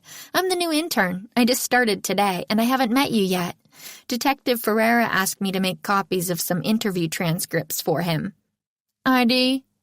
I started to hand over my license, but she gave me a withering look. Your police ID? Oh, it's not ready yet. Eileen raised her eyebrows. They usually have those made in 20 minutes. I shrugged. The machine's broken? Leaning forward, I asked, "Do you think you could let me back there anyway? Detective Ferreira is really intimidating, and I don't want to get on his bad side, especially on my first day." She sighed. "Go ahead." The room was filled with rows and rows of metal shelves piled high with file boxes. Fortunately, they were in chronological order, and I was able to find the box with records pertaining to the burglary quickly. There wasn't much inside. It seemed Kim was right. The investigation appeared to have been a hasty one. I did luck out and find transcripts of interviews with everyone associated with the store. I was making copies when I heard Detective Ferreira's voice in the hall. "Lopez, I met your girlfriend earlier. She seems very sweet." "Girlfriend?" Lopez said. "I don't have a girlfriend." My stomach dropped. I had one more transcript to copy. Walker's.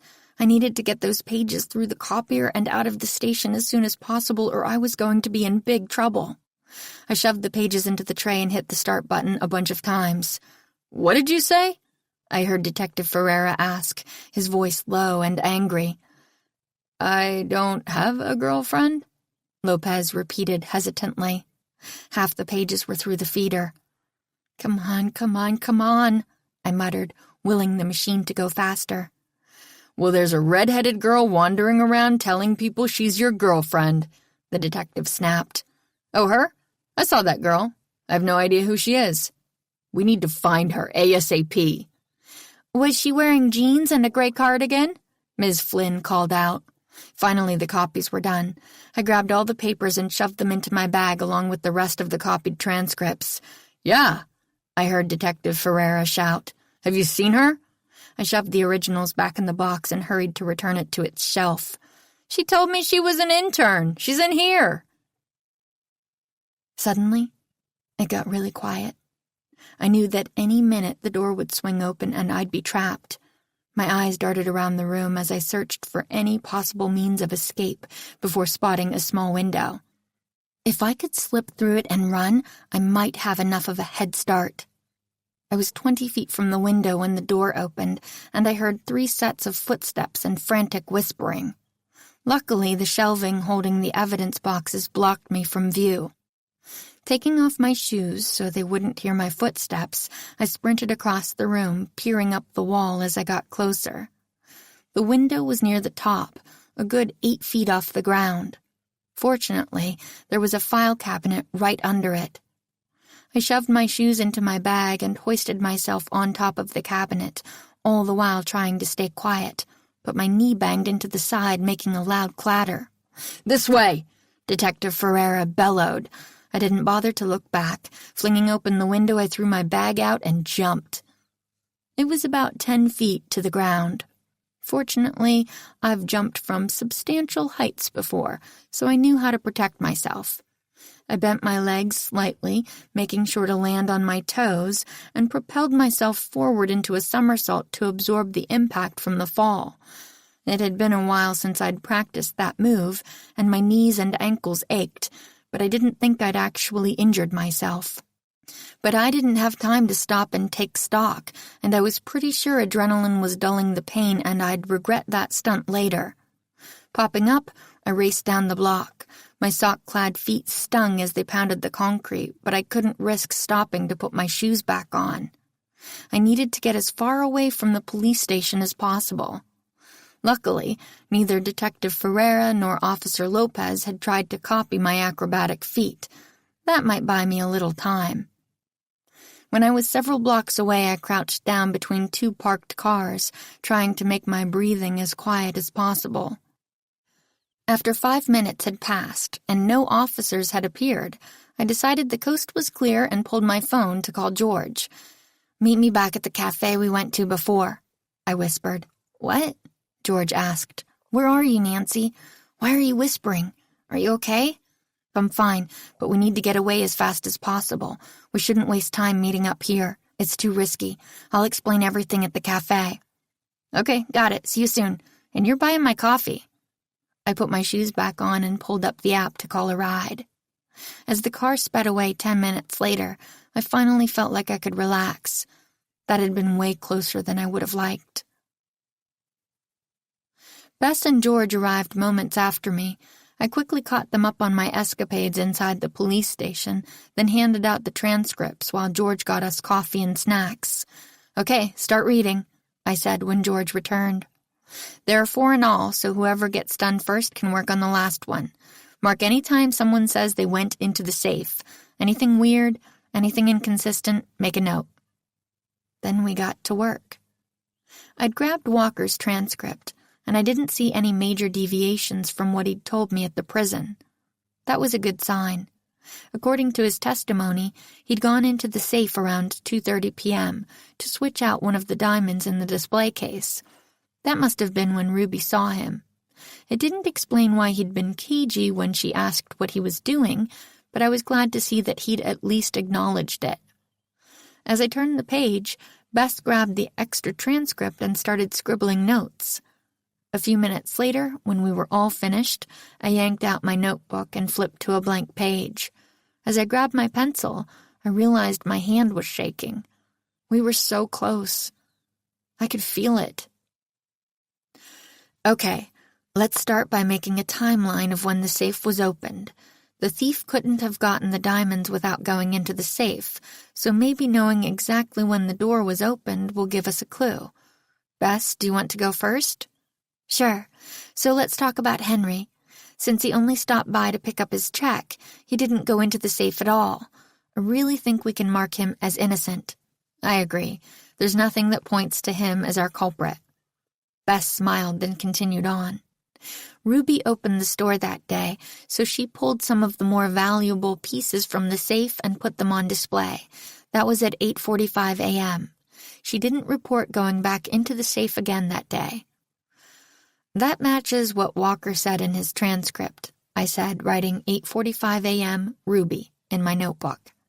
He was supposed to help Ruby open, but he'd been putting the finishing touches on that paper he was up all night writing and was a little late to work. When he got to the store, Ruby had taken the necessary pieces from the safe. He did go into the safe at 2:30 to exchange one of the stones. Maybe Ruby stole the diamonds when she was all alone at the store, George suggested, excited. That's definitely a I suddenly remembered something Walker had said in the prison. What is it, Nancy? Bess asked, but I was so focused on replaying my conversation with Walker, I didn't answer right away. Earth to Nancy, George teased. I shook my head. Sorry. Walker told me that the stolen rings were in a bright yellow case, which is unusual in the jewelry trade. If Ruby had stolen the rings that morning, anyone who went into the safe after her would probably have noticed they were missing, and that includes Walker. I don't think the diamonds were taken before 2:30. Bess furrowed her brow. If the case was so distinctive, then the last person who went into the safe probably is the thief. Otherwise, anyone who opened the safe after the theft would have noticed it was gone. Yeah, I said. Or they really were stolen later that night. Bess and I both turned to George. Mr. Bowen went into the safe twice, George said. Once at 11:30 a.m. and... She paused dramatically. Once at 5:30 when he closed the store. My thoughts were racing. George, what urgent care clinic did Mr. Bowen go to? Does the transcript say?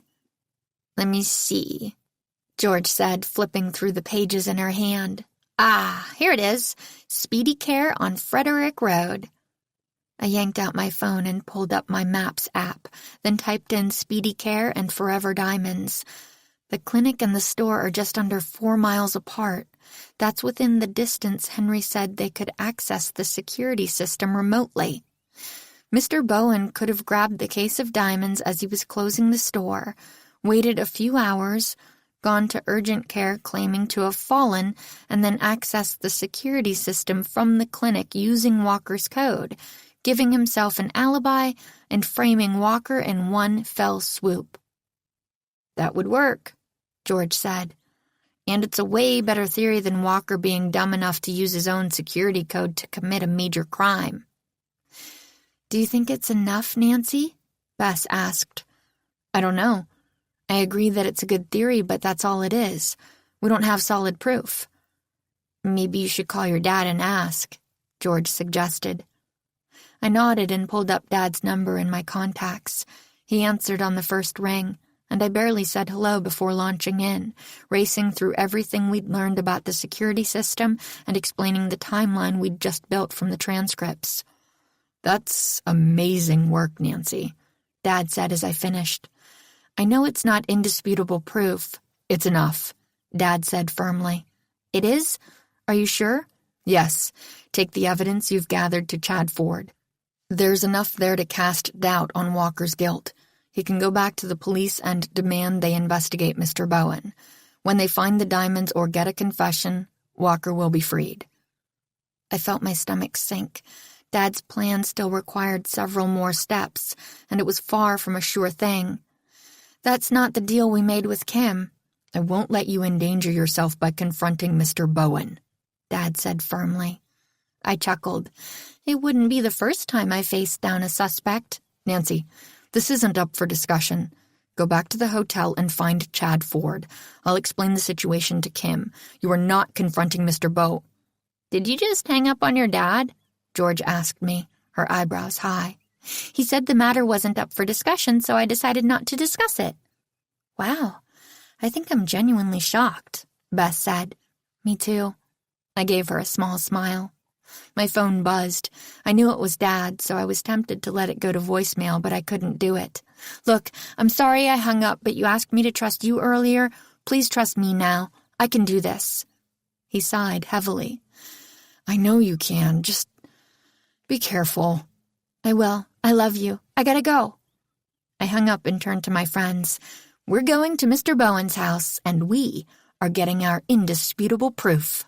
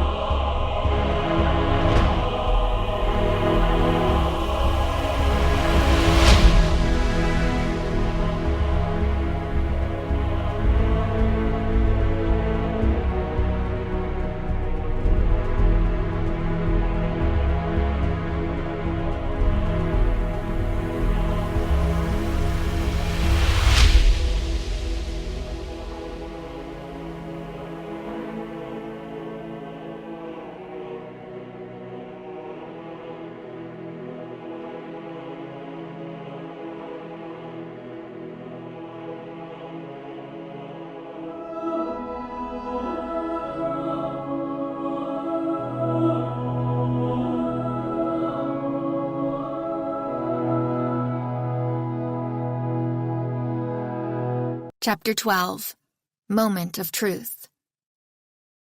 George found Mr. Bowen's address in her notes, and 10 minutes later we were in a car headed to his house.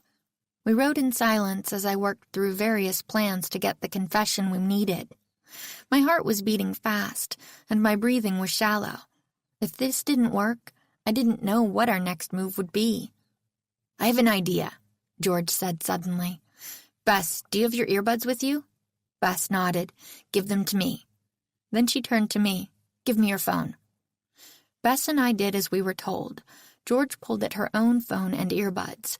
After a moment, she handed me back my cell and one of Bess's earbuds. "Here, put this in your ear." Once it was in, George placed one of her earbuds in her ear and handed the other to Bess, then tapped on her screen to call me. "I know it makes more sense for you to go in there alone, but now Bess and I will be able to talk to you, and we'll be able to hear your conversation through your phone. It's not a wire like the police use, but it will work in a pinch. Just keep the speaker pointed at Mr. Bowen." "Great idea, George." "Hang on," Bess said as she leaned across her cousin. "Let me fix your hair so we won't see the earbud." She pulled a bobby pin out of her own hair and strategically secured a lock, keeping it firmly fixed over my ear. "There," she said. "He'll never know it's there." We pulled up to the house. After the rideshare car drove off, I rang the doorbell, while George and Bess hid behind a tree. I found it reassuring that they were close by, even if they were out of view. "I'm not buying any more Girl Scout cookies," Mr. Bowen yelled through the door. "Oh, hi," I called back. "I'm not a Girl Scout. I'm Nancy Drew. We spoke on the phone earlier about the movie." The door opened a crack, and Mr. Bowen peered out. "I thought you were in Los Angeles." "I'm from Los Angeles, but I'm in Baltimore researching the story. The more I learn about what happened, the more fascinating I'm finding it. I have a phone call with some big-time executives tomorrow. I just had a few more questions I'd love to go over with you if you have a moment." "How'd you get my address?" "I have a very good assistant." "You're welcome," George whispered through my earbud. Mr. Bowen looked me up and down. "You seem kind of young to be a producer." I shrugged. "People tell me that all the time. Good genes, I guess. Look, I know it's weird I popped by instead of calling again, but I really thought it would help my pitch if I saw you in person, got a sense of your essence. That way I can better communicate the vision to the executives, and Tom Hanks, of course." Mr. Bowen didn't speak. He didn't move. I still couldn't see much more than one eye staring out at me. Clenching my toes in my shoes, I kept my big smile plastered on my face, waiting him out, though my cheeks ached. "All right," he finally said, widening the opening. I saw his face for the first time. It was soft and doughy. His hair was white and tufty at the sides. He had an innocent and oblivious look to him, and for a second I doubted his guilt. But one thing I've learned over the years is that guilty people come in all shapes and sizes, and there is no way to predict what someone is capable of. I stepped into the entryway. "Good job, Nancy," Bess whispered. Above me, one of the light bulbs in the overhead light was burned out, giving the whole place a dark and eerie vibe. Boxes were stacked on either side of the hallway, leaving nothing but a narrow path. "Are you moving?" I asked. "No, I just have a lot of stuff." He turned the corner into a small den. The couch and the coffee table were covered in old mail that had never been opened, magazines and newspapers yellowed with age. Clothes, action figures, board games, toasters, rice cookers, and other small appliances still in their boxes were scattered around the room. It felt like a storage facility for someone with a shopping addiction. Mr. Bowen cleared a space for me on the couch and then settled into the armchair, the only clean place in the entire room. "So, how can I help you?" "Well, a couple of things. The ending to the case isn't entirely satisfactory. I mean, the diamonds were never recovered. That will never fly on the big screen."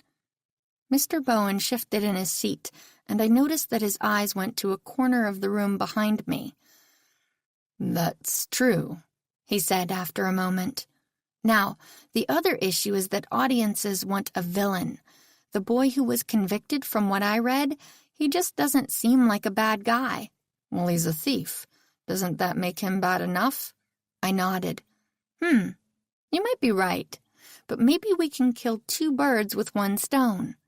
What do you think happened to the diamonds? Where do you think Walker hid them?" "How should I know?" "Well, if you were going to hide them, where would you put them? Maybe we can brainstorm and come up with a good ending for the movie." Mr. Bowen's posture stiffened. "I have no idea," he finally said, but his eyes shifted to the corner again. I subtly turned my head, trying to zero in on what he kept looking at. The spot was piled high with junk, no different, I assumed, from the rest of the house. Still, this pile looked different, less haphazard, deliberate.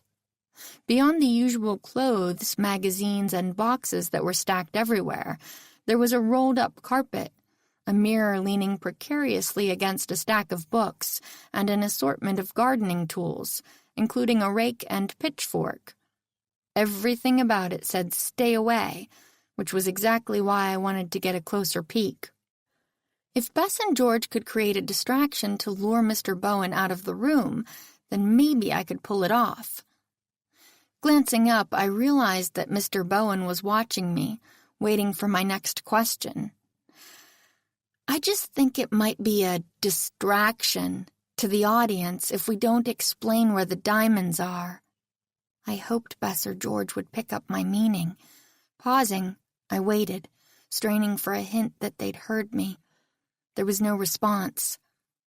"I really have no idea," Mr. Bowen said flatly. "I'm afraid I won't be much help solving that problem. Do you have any other questions?" He sounded impatient. "Let me check my notes," I said, stalling. "It's really important that nothing distract from the resolution. A distraction really gets in the way of a good story. It pulls the audience right out of that movie magic." I paused again, waiting. The line remained quiet. In fact, it was completely silent. I no longer heard my friends' whispers or breathing as they listened from outside. Glancing down at my phone, I flinched when I realized the screen was black. The battery was completely dead.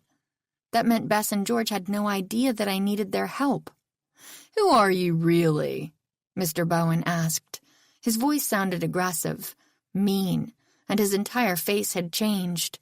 He no longer looked like the old man who'd greeted me, oblivious, innocent, slightly in awe of the world. Instead, his doughy face had somehow transformed into something sharp and angular. I tried to swallow, but my mouth had gone dry. "What do you mean?" I asked, not because I thought I could keep up my charade, but because I was hoping to buy time. "I know you're not a movie producer. No one's genes are that good, and I'm excellent at reading people. It's one of my better skills. You've been lying to me since you said hello. Tell me who you really are." I looked at my blank screen again. Even though George and Bess were right outside, I was completely alone. I racked my brain trying to land on a believable explanation that wouldn't reveal the truth. My mind, like my phone screen, was a complete blank. Time to change tack. I gave Mr. Bowen a weak smile and then let out a shriek before hurling myself over the back of the couch, diving for the pile behind me. I kept screaming as I pushed the rolled-up carpet aside, hoping that George, Bess, or even a nosy neighbor would hear me. But before I could make any more progress, Mr. Bowen grabbed me from behind and shoved me to the side. My foot caught the mirror, sending it crashing to the floor. Broken glass flew everywhere. I clambered to my feet, but Mr. Bowen was crouched low with his hands out like a wrestler, prepared to block any attempt I made at getting back to the pile. We eyed each other warily, each breathing hard. There was a loud thud near the back of the house. I hoped Bess and George had heard my screams and were working on a way in. Momentarily distracted by the noise, Mr. Bowen turned his head, and I seized my opportunity. Springing forward, I hip-checked him out of the way, knocking over the pile of books in the process. Behind them, sticking out in the corner, I saw a bright yellow case, just like the one Walker had said the stolen diamonds were in. I stretched my arm out to grab it, but Mr. Bowen's arm clenched around my neck. As I squirmed, struggling to get free, my feet slid out from under me and I fell to my knees, right on top of some of the scattered glass shards. I screamed, this time in pain, as the sharp pieces cut into my knee. I could feel the blood soaking through my jeans. When I fell, I'd taken Mr. Bowen down with me. I heard him let out a pained grunt, but his arm remained pressed across my throat. He was stronger than he looked. He squeezed tighter, making it difficult for me to get a lungful of air. My vision was starting to tunnel, just like it had back in the hotel room, but this time I couldn't get my head below my knees. I kept flailing, struggling to break his grip, but my attempts were increasingly feeble. I was barely putting up a fight. Where were George and Bess? "I'm sorry, Dad," I whispered before I slipped into darkness.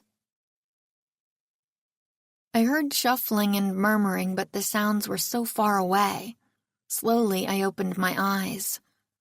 I was lying on something soft, staring up at a popcorn ceiling. "You're awake!" Bess cried. I turned my head toward her voice. The movement made the world swim, and I quickly squeezed my eyes shut. After a moment, I tried again.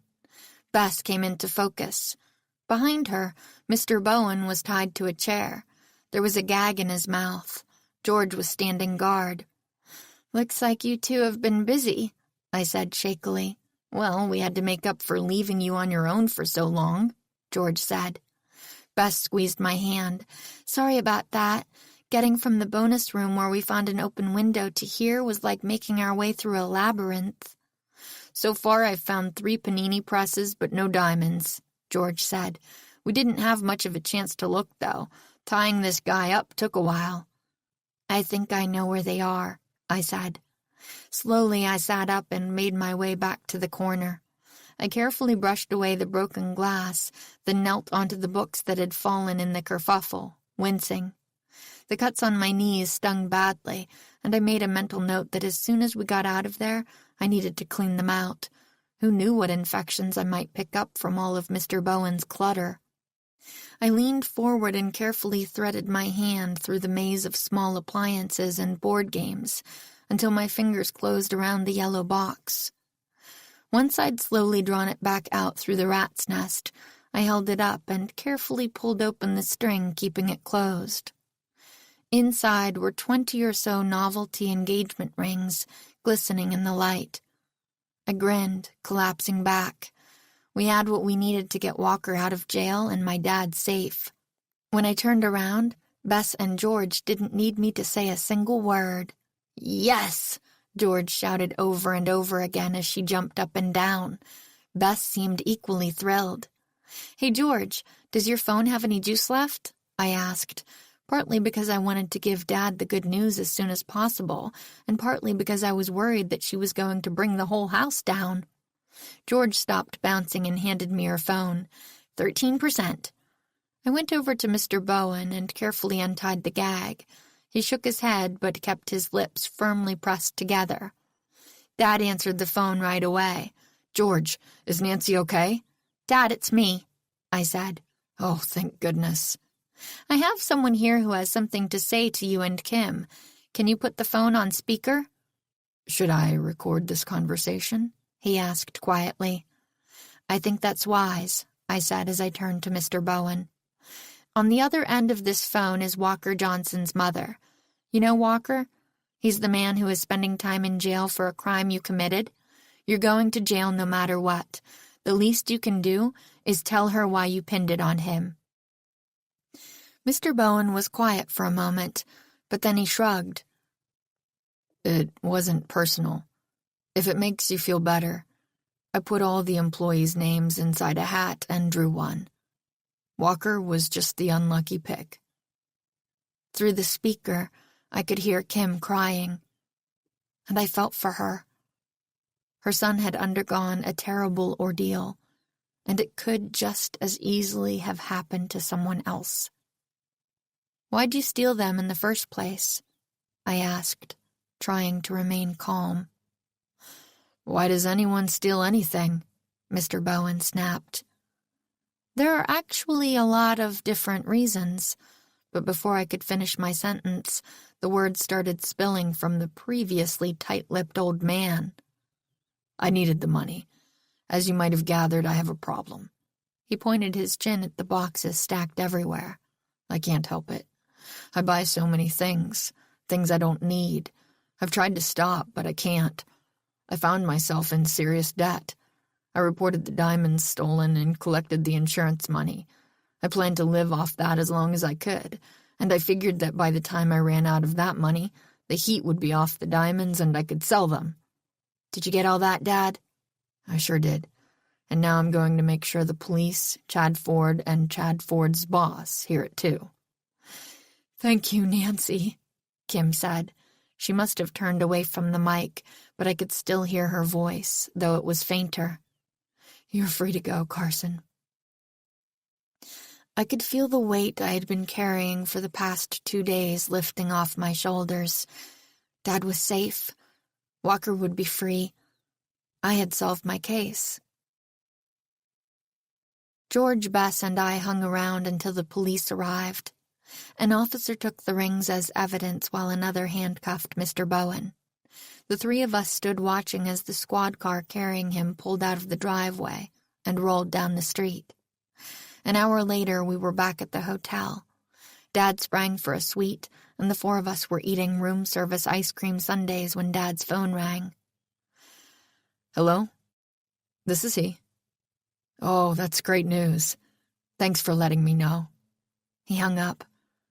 That was the new DA assigned to Walker's case. He's working on overturning Walker's conviction ASAP, and Chad Ford has been suspended, pending an investigation. What's going to happen to Kim? I asked. I know she was out of her mind with worry for her son, but she still kidnapped you and held you at gunpoint. Dad sighed. I talked to Kim. She's promised to get some help and process everything she's been through. She's seen a lot between the war and Walker's conviction. It's not going to help her or make society any safer if she's in jail. She should be home helping Walker work through the ordeal he's been through. I bit my lower lip. It didn't seem right. I know you don't like it, Nancy, but justice isn't always about locking someone up behind bars. Sometimes it's about helping them heal. Kim going to jail wouldn't make me feel any better, and I don't think I'd be able to come to terms with the fact that her accidental encounter with me ruined her life. I looked at George and Bess. What do you guys think? I agree with your dad, Bess said. George shrugged. I don't know. It feels wrong for Kim not to be punished, but it also feels wrong for her to go to jail. I opened my mouth to keep arguing, but suddenly remembered the copies of the police files crammed in my bag. I could justify it however I wanted, but I'd lied my way into a police station and stolen those transcripts. I hadn't even tried to find a way to get them legally. My cheeks burned as a shame flooded through me, settling in the pit of my stomach. No, I hadn't kidnapped anyone. But what I had done was wrong. I'd known what I was doing at the time was wrong, and I still went forward with my plan. It felt hypocritical of me to demand Kim face punishment. I turned back to my dad and nodded. Okay, you're right. Dad wrapped me in a hug. Thanks, Nancy. I feel very lucky to have you as my daughter tonight. Not many people could have done what you did. He threw out his arms and welcomed George and Bess, and I am very lucky that you two are my daughter's best friends. Thank you all. I closed my eyes. My dad was safe. My friends were by my side, and justice was being served. There was nothing more I wanted in the world. Dear Diary, there was still another day of the conference, so we stayed in D.C. While Dad attended panels and lectures, George, Bess, and I finally took in the sights. It was hard to keep up with George at the National Air and Space Museum. She raced from one exhibit to the next. Bess led us more calmly through the National Portrait Gallery, giving us time to appreciate the paintings. When it was my turn, I picked visiting the Supreme Court. With all our talk about justice the night before, I wanted to see the highest court in the land, the place where 9 people get to decide exactly what the law means. Walking up the marble steps gave me goosebumps. I'd heard the building referred to as the Temple of Justice before, and now I understand why. But then I remembered Walker was still behind bars for a crime he didn't commit, and the goosebumps faded. Laws are made and enforced by people, and sometimes they get it wrong. Justice means correcting those mistakes, which is what I realized my dad was trying to do for Kim. And now that I got that, I felt fully at peace for the first time in days.